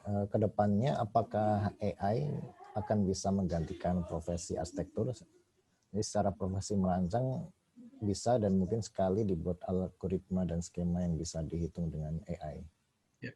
Yuval Noah Harari yang sangat menjadi disebut sebagai the prophets of artificial intelligence, itu historian dari Israel itu yang sangat terkenal bukunya kan. Dia aja bilang bahwa algoritma itu atau AI itu tidak bisa menggantikan satu, adalah tentang compassion. Nah, apakah bentuk compassion atau passion dalam arsitektur itu ada atau tidak? Kalau ada itu nggak bisa tergantikan. Tapi ini nih sekarang nih, Anda mengerjakan desain, Anda mengerjakan dokumentasi, Anda mengerjakan delivery.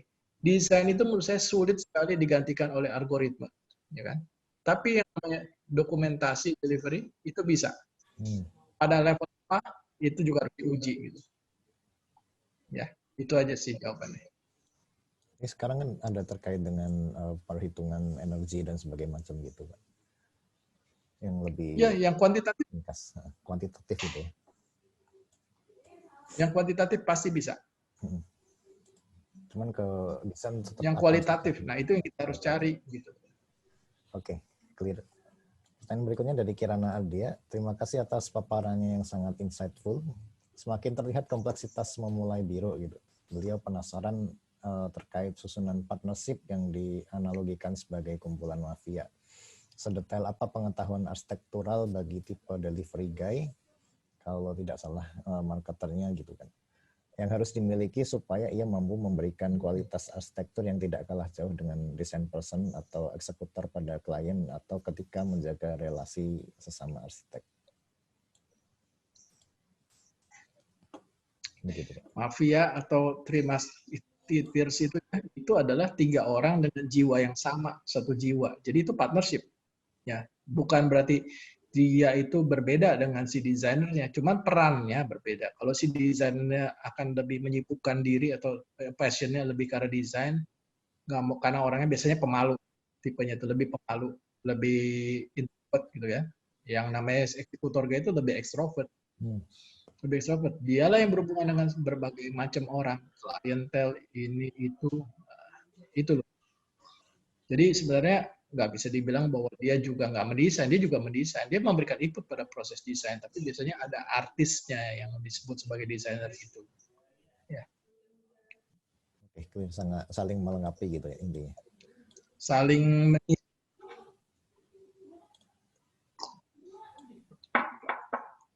Baik, ada pertanyaan berikutnya dari Faisal. Apa tanggapan Pak Sony terkait desain siap pakai atau calon klien yang pesan desain siap pakai, siap bangun, atau request sesuai luas site lewat medsos atau platform online lain tanpa komunikasi langsung human to human seperti cara lama? Seperti ngobrol untuk mengerti kebutuhan dan perilaku calon klien sendiri. ya ngobrol itu kan nggak harus lewat teman muka gitu ya. Ada orang yang dari permintaannya sudah kebaca misalkan maunya apa gitu. Kalau Anda bisa membuka komunikasi yang lebih detail untuk menggali adalah lebih baik. Kalau enggak juga masih bisa dilakukan sebenarnya. Tapi tentu ketajamannya moga-moga aja tepat. Kalau nggak tepat ya walau alam karena kita nggak tahu sebenarnya dia maunya apa sih gitu. Di Amerika dulu pernah ada yang namanya contract house. Anda bikin kontrak beli rumah itu, beli Brooklyn. Harganya bukan per satu rumah yang 100 meter misalkan. Harganya bisa sekian ribu US dollar untuk license-nya. Jadi Anda tinggal pakai builder membangun karena sudah ada izinnya, sudah ada sertifikat layak fungsinya, sudah sesuai diikuti, sesuai dengan kalau kita ikuti aturan-aturan di dalam blueprint itu sendiri. Itu namanya contract house. Bisa dilakukan itu. Dan memang tipenya macam-macam. Yang kita bicarakan tipe ideal sebenarnya malam ini bahwa kita sebagai arsitek merancang sesuatu yang personal, yang juga custom made untuk klientel kita gitu loh. Yang tipe-tipe gini ada di luar bahasan kita, tapi tetap memang ada marketnya. Itu nanti Dewan Arsitek juga akan bicara tuh soal begini-beginian. Ya. Oke, Itu Satria. Terima kasih Pak. Ini kayak nyambung dengan pertanyaan sebelumnya gitu. Jadi bagaimana pendapat Pak Sony terhadap klien yang menginginkan jasa desain arsitektur namun pada akhirnya hanya menghargai wujud bangunannya atau hanya memberi penghargaan kita sebagai kontraktor pelaksana? Ya, itulah klien. Macam-macam lah. Ada yang sudah ngomong banyak, sudah lihat market, sudah dibikinin 3D, sudah dibikinin movie, sudah dibikin apa, sudah setuju, jadinya kecewa juga ada kan. Jadi nggak bisa ngomong lah. Itulah fakta yang kita hadapi dengan profesi kita ini. Oke, clear. Pertanyaan berikutnya dari Rinto Wiharjo. Bagaimana biro startup yang awalnya lean dengan proyek-proyek awal kecil mau ke proyek besar seperti hotel dan lain-lain? Ya harus punya proyek dulu. Itu kan pertanyaan tadi tuh gimana dapat proyek kan. Kalau Anda dipercaya dari pemilik rumah untuk bikin hotel, maka Anda dapat proyek hotel. Tapi tidak mudah. Tidak mudah. Cuman bukan nggak ada. Misalkan. Anda tahu arsitek Denny Gondo? Iya. Denny Gondo tuh banyak bikin rumah bagus-bagus desainnya menurut saya. Terus satu titik dia dapat proyek Tentrem Hotel itu dari pemilik rumah Tentrem itu. Jadi dan dibikin habis itu dia dapat hotel Kukun nggak masalah juga bagus hasilnya. Bisa terjadi hal seperti itu gitu. Tapi habis itu saya tanya dia, happy nggak lo? Gue kapok lo bikin bangunan publik ternyata nggak complicated gitu, banyak urusan sekali yang beda dengan bikin rumah gitu loh. Dan waktunya rumah itu bisa 3 tahun, 4 tahun masih nggak diuber-uber. Kalau bikin bangunan publik setahun harus buka, macam-macam lah. Semakin tinggi, semakin banyak tantangannya. Bukan semakin tinggi. Saya nggak bilang bangunan umum itu lebih tinggi daripada arsitek bangunan ini. Tanggung jawabnya lebih tinggi karena menyangkut keselamatan, kenyamanan, dan keamanan umum. Gitu loh. Tapi sebenarnya aspek rumah tinggal juga penting. Gitu loh. Dan tidak mudah juga sebenarnya. Oke, clear. Pertanyaan selanjutnya dari Arif Gloka. Pak Sony, apakah proyek terbangun yang berfungsi dan dioperasikan dengan baik oleh operator atau klien jauh lebih penting terhadap permintaan proyek yang berkelanjutan ketimbang hanya membangun persepsi di dunia virtual? Ini untuk konteks brand di sebuah biro. Ya, kalau saya setuju ini. Saya sebagai arsitek yang banyak bikin hotel, misalkan sebagai bangunan umum publik, saya kadang-kadang tidak mau berpihak pada keinginan owners. Saya juga nggak terlalu berpihak pada ego saya sendiri kalau memang berbenturan dengan owner, tapi saya akan ngotot sekali mengenai kepentingan proyek itu, the intent of its project. Jadi kalau hotel bikinnya supaya jadi hotel yang baik, bisa beroperasi dengan baik, bisa dirawat dengan baik, digunakan dengan baik, aman dan sebagainya. Lebih penting daripada memuaskan klien bahwa dia harus mau pakai marmer yang super mahal, ternyata nggak bisa dirawat dan sebagainya. Buat saya itu penting. Dan ternyata itu proven. Karena orang yang ngerti, kalau orang yang ngerti sih datang, ya lu arsitek, lu minta marmer, nggak dikasih marmer, katanya ya. Disuruh pasang lantai yang begini, gitu kan. Tapi kalau ada, atau minta bukan marmer, saya pasangin marmer, karena menurut saya tempat ini lebih cocok untuk marmer, misalkan, seperti itu. Tapi at the end of the day, menurut saya ini lebih worth bagi profesi yang saya jalanin. Karena apa? Karena klientel saya, sebuah proyek itu, saya prinsipnya sederhana, sebuah proyek akan mendatangkan proyek. Nanti orang-orang yang lain yang datang ke hotel itu, terutama orang yang ngerti hotel, pasti ngelihat desain itu sebagai ini didesain oleh arsitek yang mengerti hotel. Gitu, Pak. Gitu. Ya. Dan itu branding. Branding itu bukan soal tampilan, soal warna, soal apa, tapi branding itu adalah soal kemampuan, soal kompetensi kita sebagai arsitek.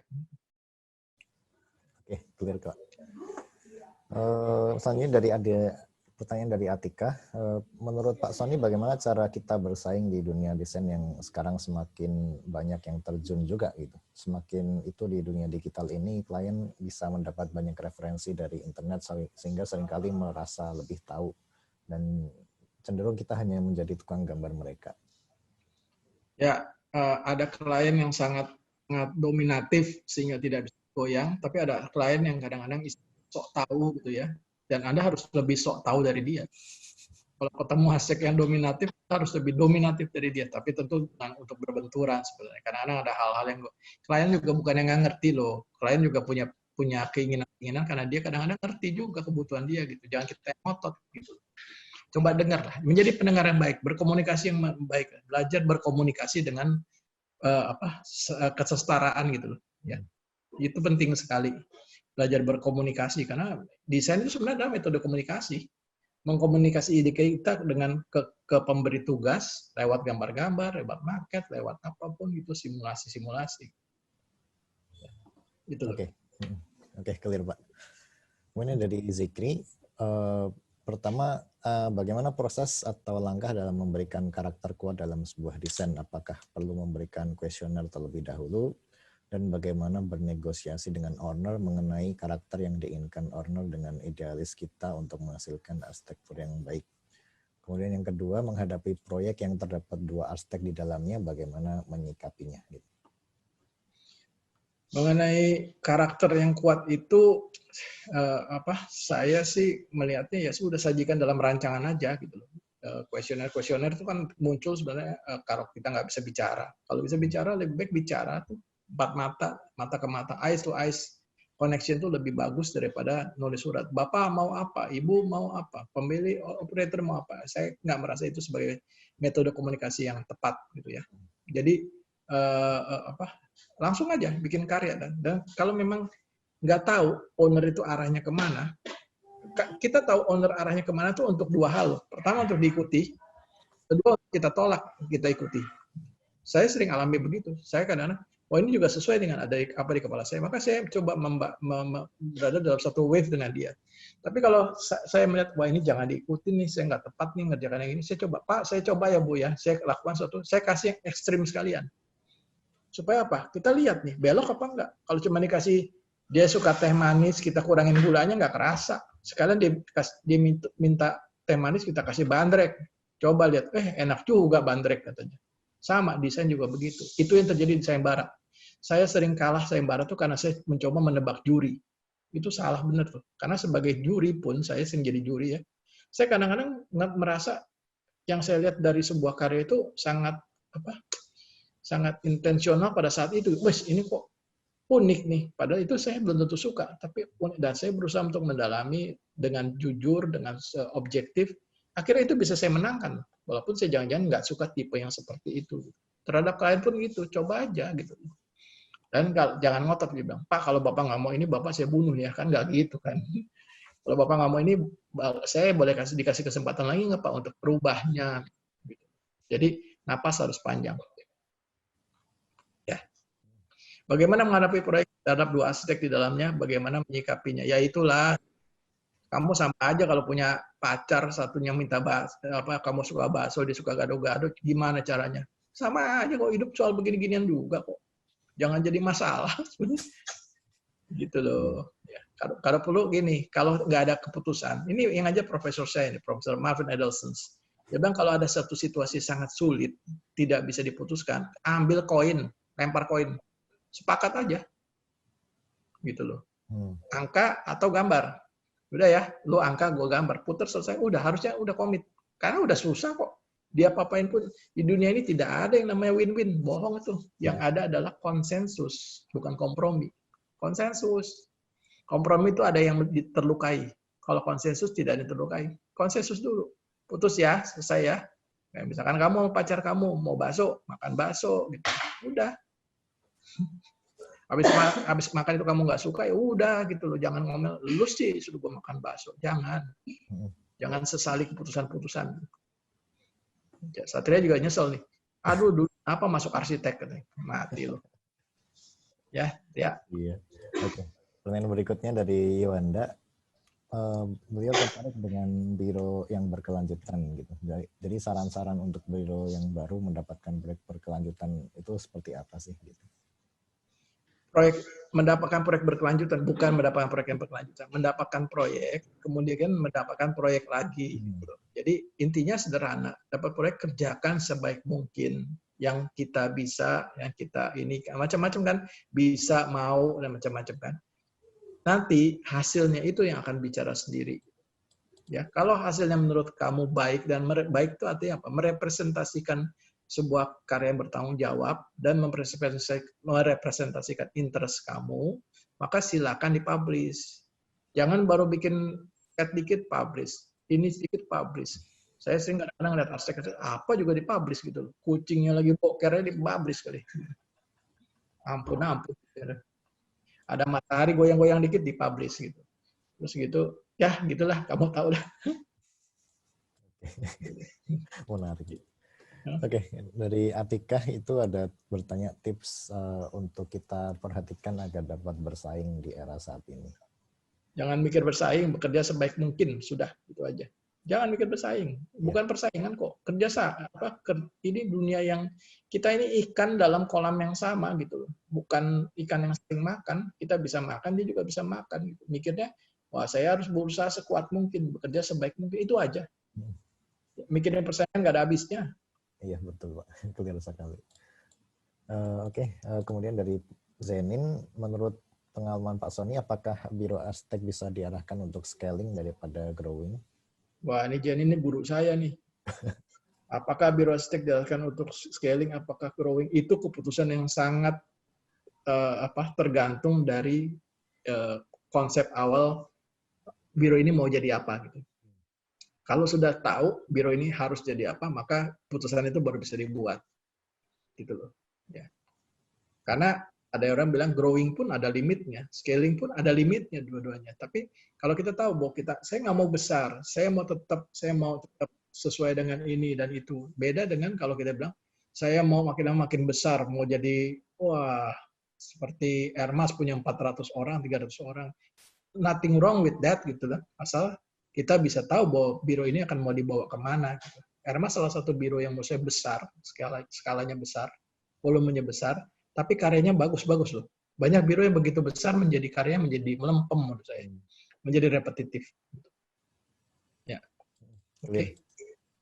Pertanyaan berikutnya dari Bu Imelda Akmal, presentasi yang menarik Mas Sony. Mau tanya beberapa persen proporsi gaji dan pendapatan biro. Bagaimana merumuskan struktur gaji secara hierarki dan mulai dari bos hingga arsitek dan supportnya. Kalau yang soal struktur gaji saya nggak bisa jawab karena itu keputusan masing-masing biro punya cara menjawabnya masing-masing dan itu sangat tergantung daripada prinsipalnya pada usia berapa memulai ini itu macam-macam lah gitu kan. Tapi kalau soal proporsi gaji dan pendapatan biro itu kan tadi saya udah cerita yang namanya basic of calculation adalah A, maka yang namanya basic lain adalah 4A gitu. Jadi spending itu gaji sebenarnya paling besar. Yang lainnya sewa dan sebagainya nggak besar lah. Atau masukin lah gaji plus 15-20% itu adalah fixed spending kita. Sudah cukup gitu. Sisanya adalah carilah lagi 3A-nya itu tuh. Jadi 4A itu adalah ideal untuk biro usia yang sudah 15-20 tahun itu. Kalau biro baru mah nggak usah segitu, jangan mikir begitulah. Nggak berani kamu bikin biro beneran. Dan nggak bener.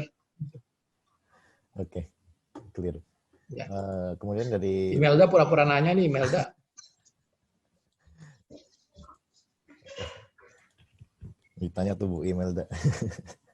Kemudian dari Reski, halo Pak Sony, terima kasih atas paparannya. Semoga selalu sehat Pak. Saya mau bertanya Terima kasih, sama-sama.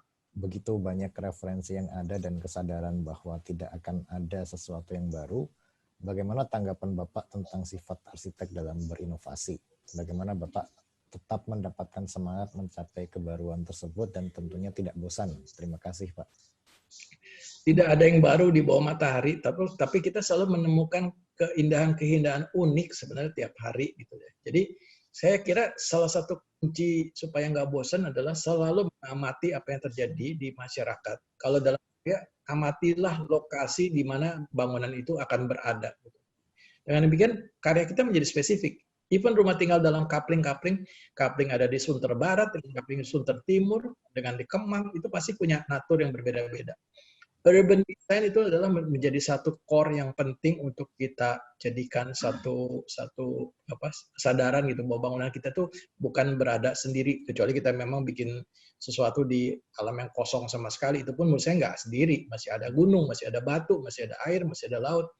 Tapi kalau di kota perhatikanlah teks dan konteks lingkungan sekitar, maka kita bisa melakukan karya-karya yang responsif dan itu menurut saya cukup kreatif akhirnya jadinya. Gitu loh. Ya. Clear. Kemudian dari Iris Zikri, untuk start awal supaya kita dikenal dan kita mesti mengikuti beberapa sayembara arsitektur dan menjadi pemenangnya, atau saran dan tips memenangkan sayembara apa saja yang perlu dilakukan dan skill yang harus dimiliki. Kalau tahu saya udah menang dulu. Nanyanya Zikri aneh-aneh aja. Gini, sayembara itu adalah sesuatu yang layak dipublis. Kenapa? Itu adalah sumbangan pemikiran. Jadi dibangun nggak dibangun pun kalian silakan mempublis hasil sayembara itu. Saya sih sarankan malah dipublikasi supaya orang-orang juga belajar gitu ya. Satu hal yang menjadi tips di mata tadi saya cerita, kegagalan saya di sayembara itu karena kadang-kadang saya nebak kliennya mau apa sih. Itu membuat saya biasanya gagal. Tapi kalau saya nggak nebak, nggak sebodoh amat. Gue yang penting ada tornya. Saya lakukan dengan tor ini dengan cara saya. Saya beberapa kali menang gitu loh. Itu aja. Be yourself. Gitu. Ya, ada kemungkinan untuk menang. Tapi ya makin lama kemungkinan menang makin kecil nih karena peserta sayembara makin banyak. Lihat aja Kota Baru yang ikut berapa sih? 400 ya. Itu ada pemenangnya tuh tadi tuh Zenin, salah satu pemenang. Tanya dia. Gitu. Oke. Ya. Clear. Ini dari Stefani lagi, selamat malam Pak, mengenai marketing dalam dunia konsultan arsitektur, sejauh mana bentuk pemasaran dan seperti apa yang boleh dilakukan dalam kaitannya dengan etika profesi?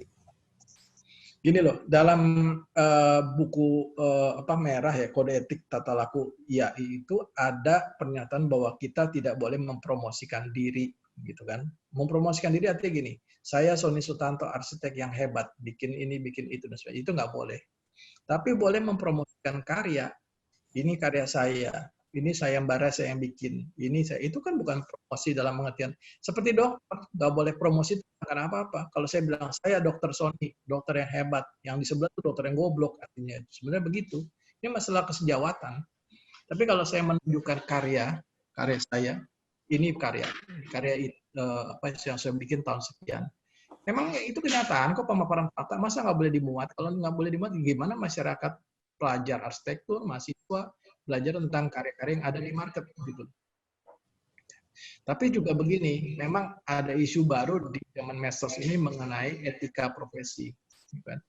Boleh nggak sih arsitek mempromosikan sesuatu yang lain terkait dengan profesinya? Contohnya, dulu kan pernah ada kasus tuh, Pak Emil, Ridwan Kamil, mempromosikan rokok.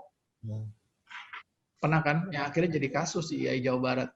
Karena apa? Karena rokok. Kedua juga karena ditulis, arsitek terkenal Emil hebat mengiklankan rokok. Itu isu tuh. Isunya sebenarnya mulai dari rokok. Terus ada sebutan arsitek. Tapi sekarang kan kita lihat banyak arsitek juga mempromosikan plotter lah, apa gitu. Begitu ditegur galaknya bukan main. Gitu. Itu akan jadi isu yang kami bahas nanti di Dewan Arsitek Indonesia mengenai bukan mau menegur atau apa sih yang boleh atau nggak boleh. Saya pernah men-challenge rekan-rekan yang membahas soal isu etika. Boleh nggak saya misalkan, saya kan penggemar ikan koi, ya. Tiba-tiba sama asosiasi koi, promosi dong, arsitek Sony Sutanto, penggemar koi, boleh nggak? Atau saya penggemar kerupuk, arsitek Sony Sutanto, doyan kerupuk kulit Satria. Kalau nyebut Satria mungkin udah salah ya, udah tendensius. Tapi kalau saya di-endorse sama Satria, lagi makan kerupuk Satria, boleh nggak? Itu promosi tuh. Tapi apakah itu ada kaitan dengan arsitektur atau tidak? Kalau plotter ada, batu bata ada, cat ada, rokok nggak ada. Tapi rokok saya adalah rokok, tidak boleh diiklankan lagi kan. Jadi isu etika ini memang pelik ya, banyak hal sekali yang akan kami bahas nanti. Ya. Lagi ini zamannya cair banget gitu. Iya, sulit untuk bilang hitam putih. Oke, terkait dari Roni Gunawan, saya selalu Pak Sony selamat mengemban amanah di Dewan Arsitek Indonesia. Mungkin lampiran 2 terkait tarif dan biaya arsitek pedoman hubungan kerja antar arsitek 2007 dengan pengguna jasa perlu dibahas kembali.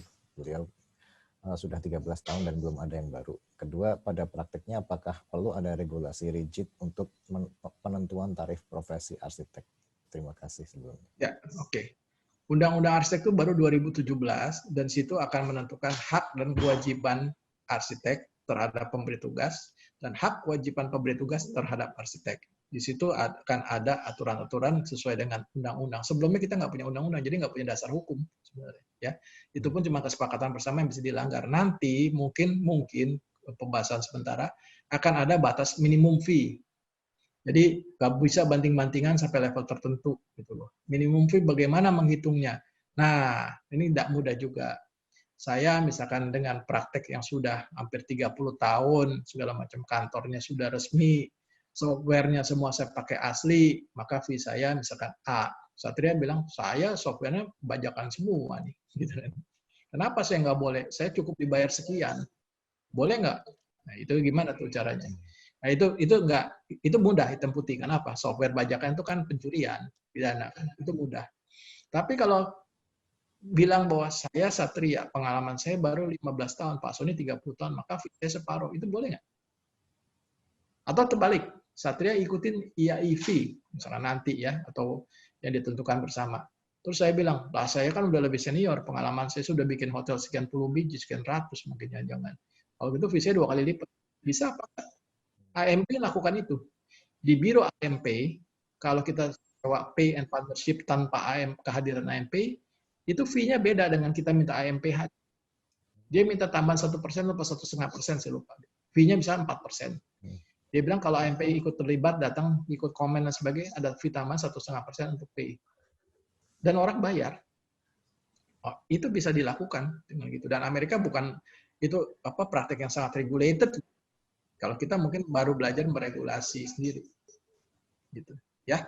Ya, green. Nah, mengenai bahwa harus diperbarui betul, karena ini 2007 dan kita sebenarnya lebih lagi kita sudah punya undang 2017 kemarin. Oke, sangat clear, Pak. Kemudian dari Dimas Purwanto, gitu. Kalau boleh tahu, apakah Pak Sony pernah menemui klien yang belum memahami kerja arsitek sehingga akhirnya terkadang mereka menganggap si arsitek sama dengan apa yang banyak tampil di Google atau cenderung murah? Kalau pernah, bagaimana Bapak menjelaskan itu pada klien?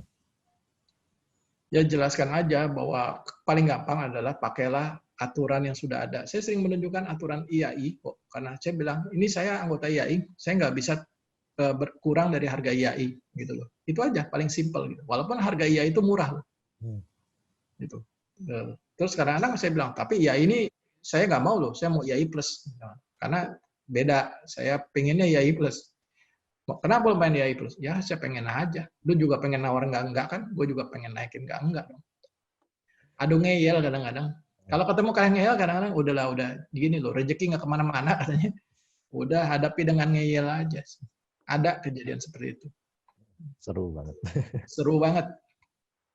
Oke, dari Aditya Nugroho, produk arsitektur dari bermacam-macam background, ada yang dari arsitek berpengalaman, lulusan sipil yang mencoba arsitek, SMK teknik arsitektur, dan lain-lain. Bagaimana tanggapan Bapak terkait perkembangan ragam desain dan style arsitektur di Indonesia sejauh ini? Ini harus jelasin musiknya Rich nih. Nah, malam ini kita nggak bahas ini dulu ya.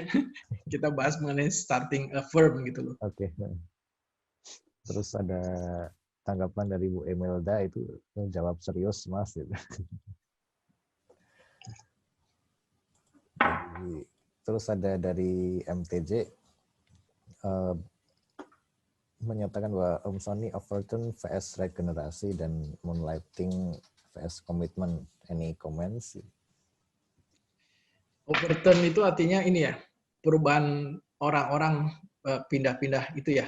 Atau MTJ maksudnya gitu kali ini, si Eko nih, Mas Eko. Lawan generasi regenerasi. Saya kira setiap biro itu punya masalahnya sendiri-sendiri. Ada yang turnover-nya itu gede banget. Sebulan sekali ganti orang, itu terjadi. Saya bahkan dengar ada biro-biro yang terakhir ini akibat COVID bubar, gitu kan? Atau sisa 2 orang, 3 orang, sisanya sangat junior. Ada yang biro macam-macam terjadinya akibat gejala alam, akibat kepemimpinan, akibat partnership yang pecah, akibat macam-macam terjadi seperti itu. Itu sangat tergantung bagaimana biro itu menyusun positioning untuk rekan-rekan kerja. Gitu. Selama rekan kerjanya happy, mungkin kalau begini loh. Ada 2 hal ya. Orang pindah itu karena memang dia pengen berdiri sendiri. Itu adalah hal yang sangat baik. Tapi ada yang orang yang pindah karena kecewa. Jadi itu harus dilihat berbeda. Turnover itu 2 hal itu terjadi. Gitu. Atau orang pindah karena natural case, ikut istrinya sekolah S3, dia ikut berangkat ke Australia. Ada kan teman kita begitu satu. Ada yang karena suaminya pindah ke luar negeri, dia ikut ke luar negeri. Pindahnya dinas, suaminya PNS pindah ke kota lain, ikut. Itu adalah hal yang biasa gitu loh, saya normal. Tapi kalau perginya adalah karena kecewa, karena apa? Kalau mau buka biro sendiri juga, saya bahkan bilang ke rekan saya, kalau kalian mau buka biro sendiri, bilang saya setahun sebelumnya saya ajarin. Saya ajarin A to Z running gitu loh. Ya. Oke, regenerasi juga jadi isu. Saya alami itu karena saya sekarang pada usia yang sudah harus bikin regenerasi.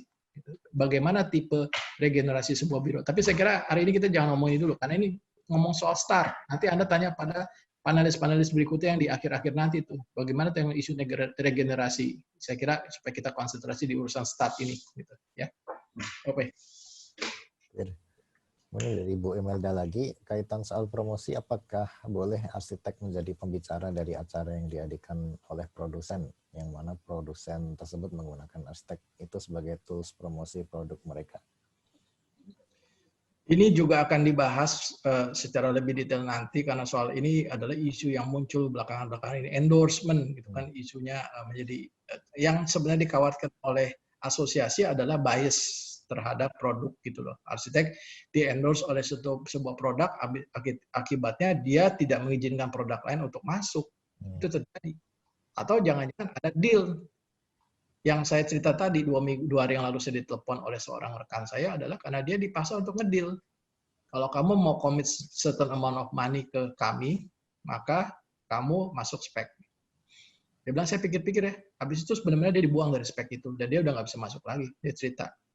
Ya, jadi gimana etika itu harusnya etika itu bukan soal salah benar, itu bukan etika itu soal elok atau tidak elok, gitu. Cuman kalau potensi elok tidak elok itu adalah melanggar hak rekan-rekan sejawat dan rekan kerja kita yang lain, kontraktor, supplier itu rekan kerja itu, bukan bawahan kita, bukan. Saya senang kalau dapat kontraktor bagus, dapat supplier bagus, karena saya minta mereka sesuai dengan janji mereka. Itu aja gitu. Jadi ini isu yang susah, Mel. Sama. Kalau saya bikin seminar dikasih sponsorship sama tukang kerupuk, boleh nggak? Kan itu cuma soal ganti kerupuk sama bata atau kerupuk sama pensil warna atau apa gitu deh. Bukan jawabannya mudah untuk hal ini.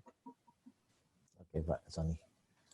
Berikutnya pertanyaan terakhir dari Rinto Katili sama ada lagi nanti pertanyaan berikutnya. Bagaimana supaya bisa bijak dalam memberikan gambar awal bagi proposal kepada klien yang belum DP gitu sehingga gambar kita tidak dimanfaatkan.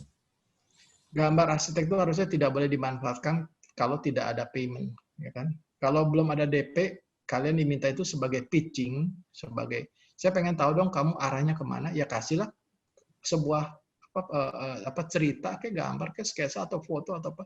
Pak, saya nih mendekati arsitektur dengan cara begini loh, gitu loh. Ya, misalkan sampai level apa? Nah, susahnya gini ya.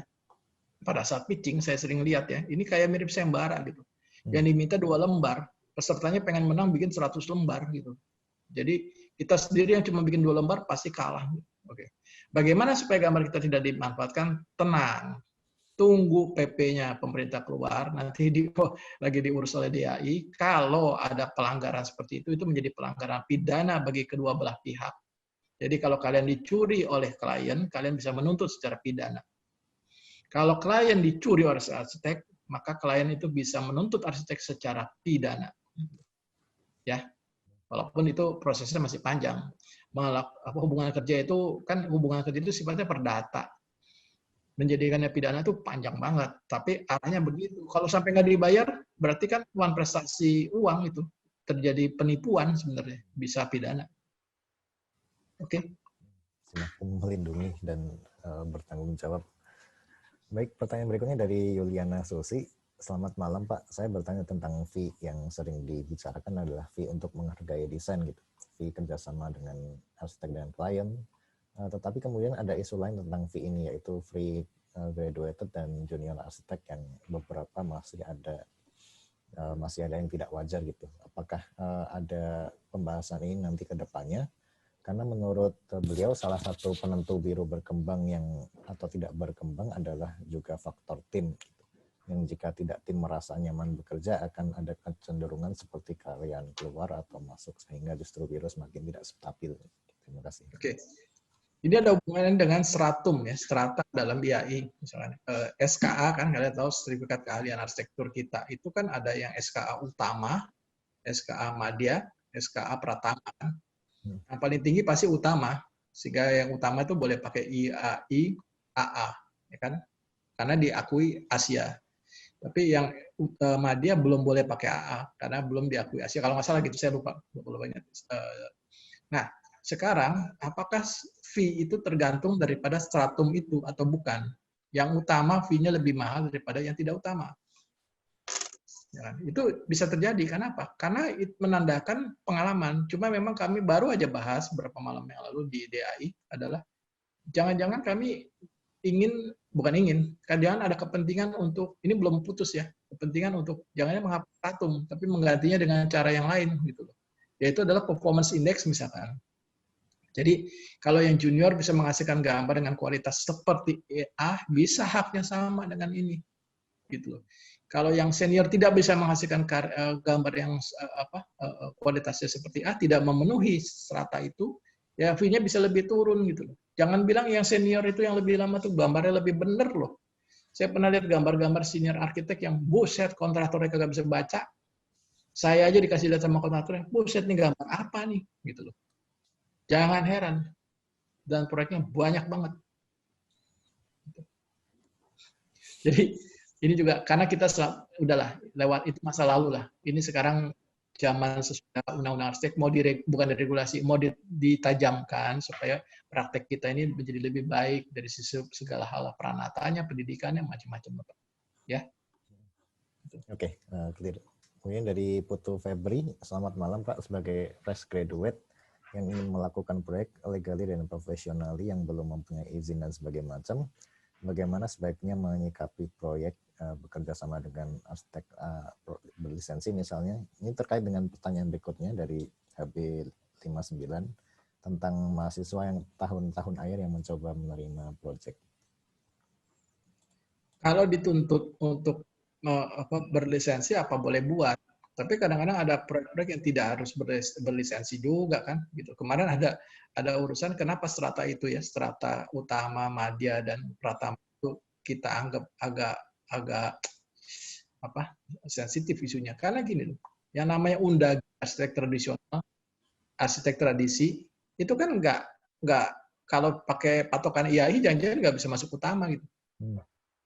Jangan-jangan dia nggak bisa punya lisensi karena mereka adalah orang-orang yang tidak berpraktik dalam ranah yang diusung oleh IAI gitu. Tapi karyanya jangan-jangan lebih mengerti banyak tentang bahan, tentang keteknikan lokal daripada kita. Menjadi isu ketika karya mereka dibawa misalnya ke Jakarta. Undagi Bali tiba-tiba bikin kompleks Bali Jakarta. Bagaimana menyiasatinya? Karena di Jakarta ada undang-undang, ada pergubnya, ada perwali, macam-macam gitu. Ya, jadi kalau dibutuhkan lisensi, ya apa boleh buat, harus bekerjasama dengan lisensi.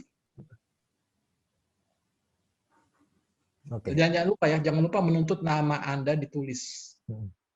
Tidak boleh, itu reputasi, soal reputasi, dan ditulisnya dalam bentuk apa, paling tidak muncul di situ, karena itu adalah kredit. Kalian bukan hanya menuntut dikasih kredit, tapi kalian juga menunggu dikasih kredit, kalian juga harus menuntut kredit yang tepat untuk karya-karya masing-masing. Ya. Oke. Wah, semakin banyak pertanyaan. Kita akan tutup 3 pertanyaan lagi ya. Pertanyaan berikutnya dari Erina. Setelah mendengar paparan ini, saya yang masih mahasiswa menjadi sadar bahwa ternyata membuat biro itu prosesnya rumit. Jadi bagaimana pendapat Bapak mengenai fresh graduate yang langsung ingin membuka biro sendiri? Apakah Bapak mendukung opsi tersebut atau lebih menyarankan bekerja terlebih dahulu? Saya selalu menyarankan para mahasiswa-mahasiswi saya, alumni saya, untuk kerja dulu di biro-biro yang bisa memenuhi standar kompetensi sesuai IAI, UIA. Jadi mereka yang bisa belajar supaya mengerti kompetensi itu apa gitu. Yaitu biro itu banyak macam. Biro milik kontraktor juga ada. Belajarlah di biro-biro yang bisa tempat belajar tentang kompetensi itu. Juga soft skill yang lain, berkomunikasi dengan klien, berkomunikasi dengan sejawat, berkomunikasi dengan itu yang penting menurut saya. Dan soal waktunya. Berapa lama? Ada orang bilang, saya baru lulus, sekarang udah punya biro. Saya udah punya kerja Pak di tempat orang lain. Berapa lama? 6 bulan. Saya bilang, 6 bulan tuh nggak belajar apa-apa loh. 6 bulan belajar apa? Saya bilang, belajarnya 4x4. 4 tipe proyek, masing-masing dikerjakan 4 kali. Rumah tinggal, misalnya kecil. Misalkan ya, bikin hotel kecil, bikin apa lagi lah, bikin 4 macam proyek. Ya, kali 4 kali, rumahnya 4 biji, hotel 4 biji, itu Anda akan complete knowledge-nya. Sejauh bironya, biro yang bisa membimbing Anda untuk mengerti dan menguasai 13 butir kompetensi yang dituntut oleh UIA dan IAI. Ya. Jadi sebaiknya gitu. Artinya itu minimum 10 tahun. Iya. Janganlah 6 bulan. Menurut saya 6 bulan jadinya wallahu alam. Karena apa? Karena undang-undang itu akan menuntut soal kewajiban-kewajiban tentang keamanan, keselamatan, dan kenyamanan gedung yang sangat komprehensif. Dan itu nggak mungkin dikuasai sesaat. Nggak mungkin dikuasai sesaat. Ya, saya sepakat. Oke, 2 pertanyaan terakhir ini ada saling terkait gitu. Jadi pertama, bagaimana menyikapi klien yang menganggap produk arsitek termasuk dengan desain interior atau landscape, tetapi tidak mau jika di-charge fee tambahan. Kemudian ketika kita bekerja di konsultan, namun ada pekerjaan sampingan yang juga memerlukan legal SKA, bagaimana ketentuan masalah pajak dan menjaga reputasi etika dengan rekan kerja yang ada di konsultan? Ini 2 pertanyaan berbeda ya? Ya, Oke. Menyikapi kalian menganggap produk arsitek, ini masalah kontrak tuh. Kalian bicara aja Pak, nggak bisa gini ya. Kalau udah ngotot-ngotot kan ada 2 kemungkinan, Anda nurut atau kehilangan proyek kan? Siapa yang bisa, saya nggak bisa memutuskan untuk kalian, putusin sendiri itu. Ya, jadi ini menjawab juga, maaf tadi ke Pak MTJ, ada yang lupa soal moonlighting. Moonlighting itu sebenarnya bekerja apapun di luar jam kantor adalah tindakan yang sah dan menjadi hak. Ya. Kesulitannya bagi para moonlighter adalah jangan bawa kantuk kalian ke kantor. Jangan pakai alat-alat kantor. Pokoknya pisahkan detach. Kalau malam kalian mau dagang moonlighting kan bukan jadi arsitek, dagang sate, dagang somai malam-malam, Gojek itu juga moonlighting. Lakukanlah itu di luar kantor dan tidak menggunakan fasilitas kantor dan jangan bawa kantuk kalian ke kantor. Itu adalah kewajiban kita semua untuk bekerja pada jamnya, jangan mencuri waktunya kantor juga, ya. Oke, terus menyikapi kalian menganggap produk arsitek yang ada itu soal kontrak ya. Tadi saya jawab. Ari, ketika kita bekerja di konsultan, ada pekerjaan sampingan juga menemukan legal SK, bagaimana ketentuan masalah pajak? Pajak apa nih maksudnya? Ada pekerjaan-pekerjaan yang tidak dikenakan pajak karena jumlahnya, nilainya. Kedua adalah karena arrangement of fee-nya, payment-nya. Ketiga adalah karena kliennya. Kalau kliennya yayasan sosial, ada beberapa yayasan sosial, itu macam-macam, pelajarilah tentang pajak-pajak begitu ya. Ketentuan menjaga reputasi etika dengan karena ada di konsultan, maksudnya reputasi apa nih? Nggak ngerti saya. Mungkin siapa? Satria bisa jelaskan? Mungkin saya juga kurang paham juga. Reputasi yang dimaksud apakah reputasi di salah sesama teman kantor atau di sosial atau di ruang-ruang sosial lainnya gitu. Ya kalau reputasi soal sosial itu ya harus ya ngerti lah bagaimana berhubungan dengan rekan. Kalau saya nggak ngerti pertanyaan benar-benar, jadi saya nggak bisa jawab terus. Oke, tidak masalah. Kalau Mas Ari mau menambahkan boleh.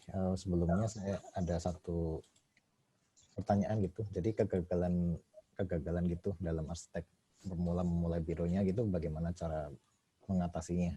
Atau Pak Sony punya cerita-cerita kegagalan tersendiri? Oh banyak. Setiap arsitek itu penuh dengan darah dan air mata. Saya nggak cerita tentang kegagalan saya cerita kegagalan Frank Gehry. Frank Gehry itu profesor saya di UCLA dulu. Dia cerita bagaimana dia bangkrut karena dia ngotot dengan idenya. Sampai suatu saat dia bikin lampu Formica, yang dibikin kayak ikan itu dapat award dari Formica Award 25.000 US. Kita tanya, what are you going to do with that with so much money? I will practice again until I got bankrupt again. Itu terjadi sama dia gitu. Itu soal finansial dan soal dia bikin lagi ikan. Habis itu meledak entah di mana. Kenapa saya juga nggak ngerti. Kaleng bonyok-bonyoknya Frank Gehry itu bisa menjadi monumen dunia itu saya nggak ngerti. Apakah karena ini situasi posmo dan sebagainya. Itu kan saya pernah datang ke workshopnya beliau yang bikin kaleng-kaleng bonyok begitu. Udah kita bikin stainless steel yang kubah-kubah masjid pinggir jalan ini jauh lebih bagus daripada kalengnya dia. Beneran, itu dia kayak tukang ducting diketok-ketok gitu. Penyok-penyok, kok bisa jadi bangunan segede Bilbao, ngeri banget ya. Itu nasib tuh gitu. Jadi itulah gitu. Oke, baik. Jadi Begitu. semua orang pernah punya cerita tentang itu. Belum lagi cerita. Dan itu jangan ngomong yang belum bereputasi. Sudah bereputasi seperti saya misalnya dianggap sudah bereputasi kan udah 30 tahun punya pengalaman. Pengalaman dibayar sampai hari ini ada. Saya teleponan ngobrol teman yang sedang WFH, sedang PSBB. Ceritanya adalah cerita pedih nih. Pada saat proyeknya slow down, yang terjadi pertama kali, dan arsitek itu nggak dibayar. Karena gambarnya nggak diperlukan kok. Padahal kita udah selesai. Ya. Oke. Clear sekali Pak Sony. Baik, teman-teman, mungkin sekian dari diskusi malam ini. Mungkin Saya pengen denger ini nih komentar Rich nih. Rich. Komen Rich. Tidur dia. Beliau lagi ini sih, lagi kuliah di tempat lain. Ya udah. Okay. Baik, sebelum saya simpulkan mungkin ada closing statement dari Pak Sony. Enggak lah. Ini cuma ngobrol-ngobrol sesaat aja. Nah, itu Pak Rich. Silakan Pak Rich. Diminta tanggapan dari Pak Sony.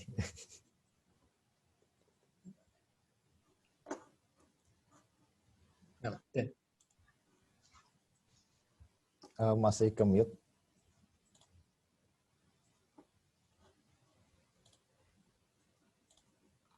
Sebentar.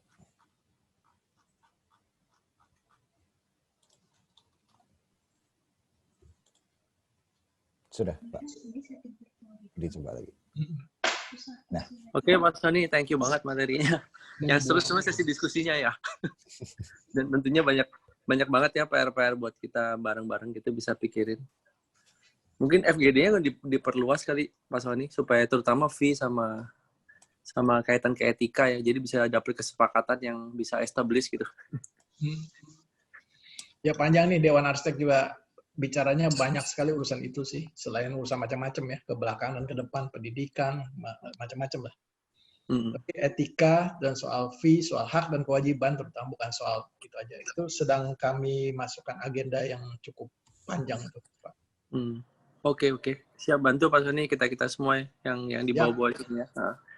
Oke, thank you juga. Ini saya senang banget lihat Satria juga dan Kirana juga dan orang-orang yang diskusi kayaknya seru banget gitu. Dan banyak isu yang nunjukin ya kita perlu semacam feedback testimonial bareng-bareng gitu dan dipikirin bareng-bareng gitu. Saya pikir ya kita bantu deh Pak Sony. Siap, nanti saya tunggu testimonialnya kalau dapat ya. Ya, itu di ini buat rekan-rekan semua kirim testimonial buat kuliah ini ya. Maksud saya kita tongkrongin supaya diisi gitu. Ya kita isi ya. Saya kasih ya. Oke, nanti kita sebar juga via email juga gitu. Ya, paling tidak refleksi buat masing-masing itu. Pak Sony, mungkin sedikit ini apa perlu nggak misalnya testimonial misalnya beberapa buat profesi juga gitu ya, dilanjut dari profesi arsitek Indonesia gitu kan, menurut saya penting juga ya, jadi semua dimensi dapat ya testimonialnya. Ya silakan aja, Rich. Apalagi jadi kita ada punya budaya bisa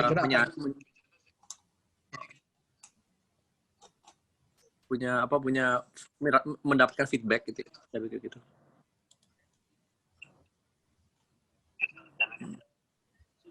Oke, itu aja Mas Ari. Thank you. Yuk. Thank you. Selamat malam semua. Yuk.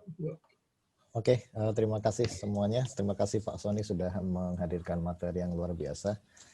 Di sini saya simpulkan setidaknya ada 8 kiat-kiat dari Pak Sony ya. Yang pertama dari ekosistem dari anak didiknya, kemudian desain, produksi, dan delivery.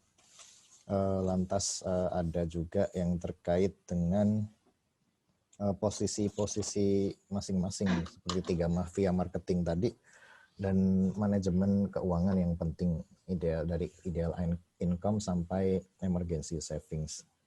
Perlu juga kita sebagai ketika memulai sebuah biro untuk menghitungkan berapa profit yang perlu kita saving gitu ya supaya sustain.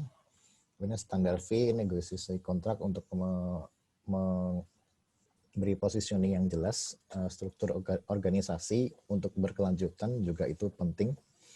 Kemudian legal dan etika untuk mencantumkan kredit dan membaca situasi biro dengan cermat. Oh ya, tadi Pak Sony mau membagikan buku-buku itu, buku-buku gimana?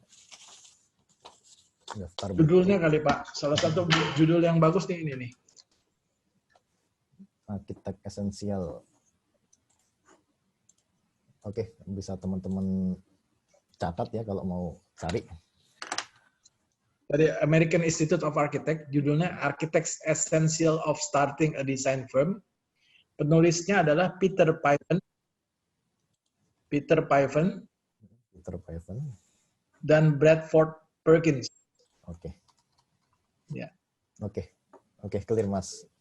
Ini gini loh, buku ini saya baca ya sesudah saya praktek sekitar di Sony Susanto Arsitek, saya bikin tuh kira-kira mungkin sekitar 13 tahun, 12 tahun saya baca ini seperti baca autobiografi loh.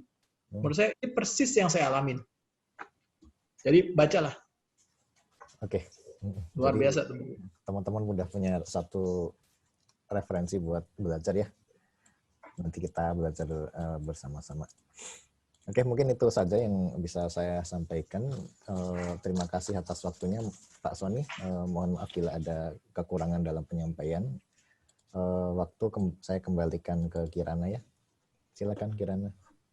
Ya, oke. Terima kasih Satria. Terima kasih juga untuk Pak Sony Susanto. Diskusi malam ini sangat informatif dan seru sekali. Dan teman-teman juga sangat antusias. Semoga bermanfaat sebagai bahan refleksi buat kami semua yang ada di sini. Begitu buat rekan-rekan juga ditunggu testimoninya dari ini kayak testimoni dari kita untuk kita bersama seperti itu. Dan seperti biasa di akhir sesi kelas Omah selalu ada foto bersama. Jadi silakan aktifkan videonya masing-masing. Untuk saya screenshotkan sekarang. Oke, masih saya tunggu dari yang pertama 1, 2, 3. Oke. Kemudian slide selanjutnya. Ya, 1, 2, 3. Oke, masih ada lagi. Cukup banyak ternyata yang hadir hari ini. Oke, 1, 2, 3. Nah, ya. Sudah semua. Terima kasih apresiasinya teman-teman untuk hari ini. Minggu depan kita akan bertemu pada hari jam yang sama untuk membahas manajemen bersama Pak Rafael. Dan teman-teman juga besok kita di Omah Library ada acara pagi membahas Story of Style. Nanti akan kami infokan dalam bentuk chat WhatsApp ataupun email. Begitu.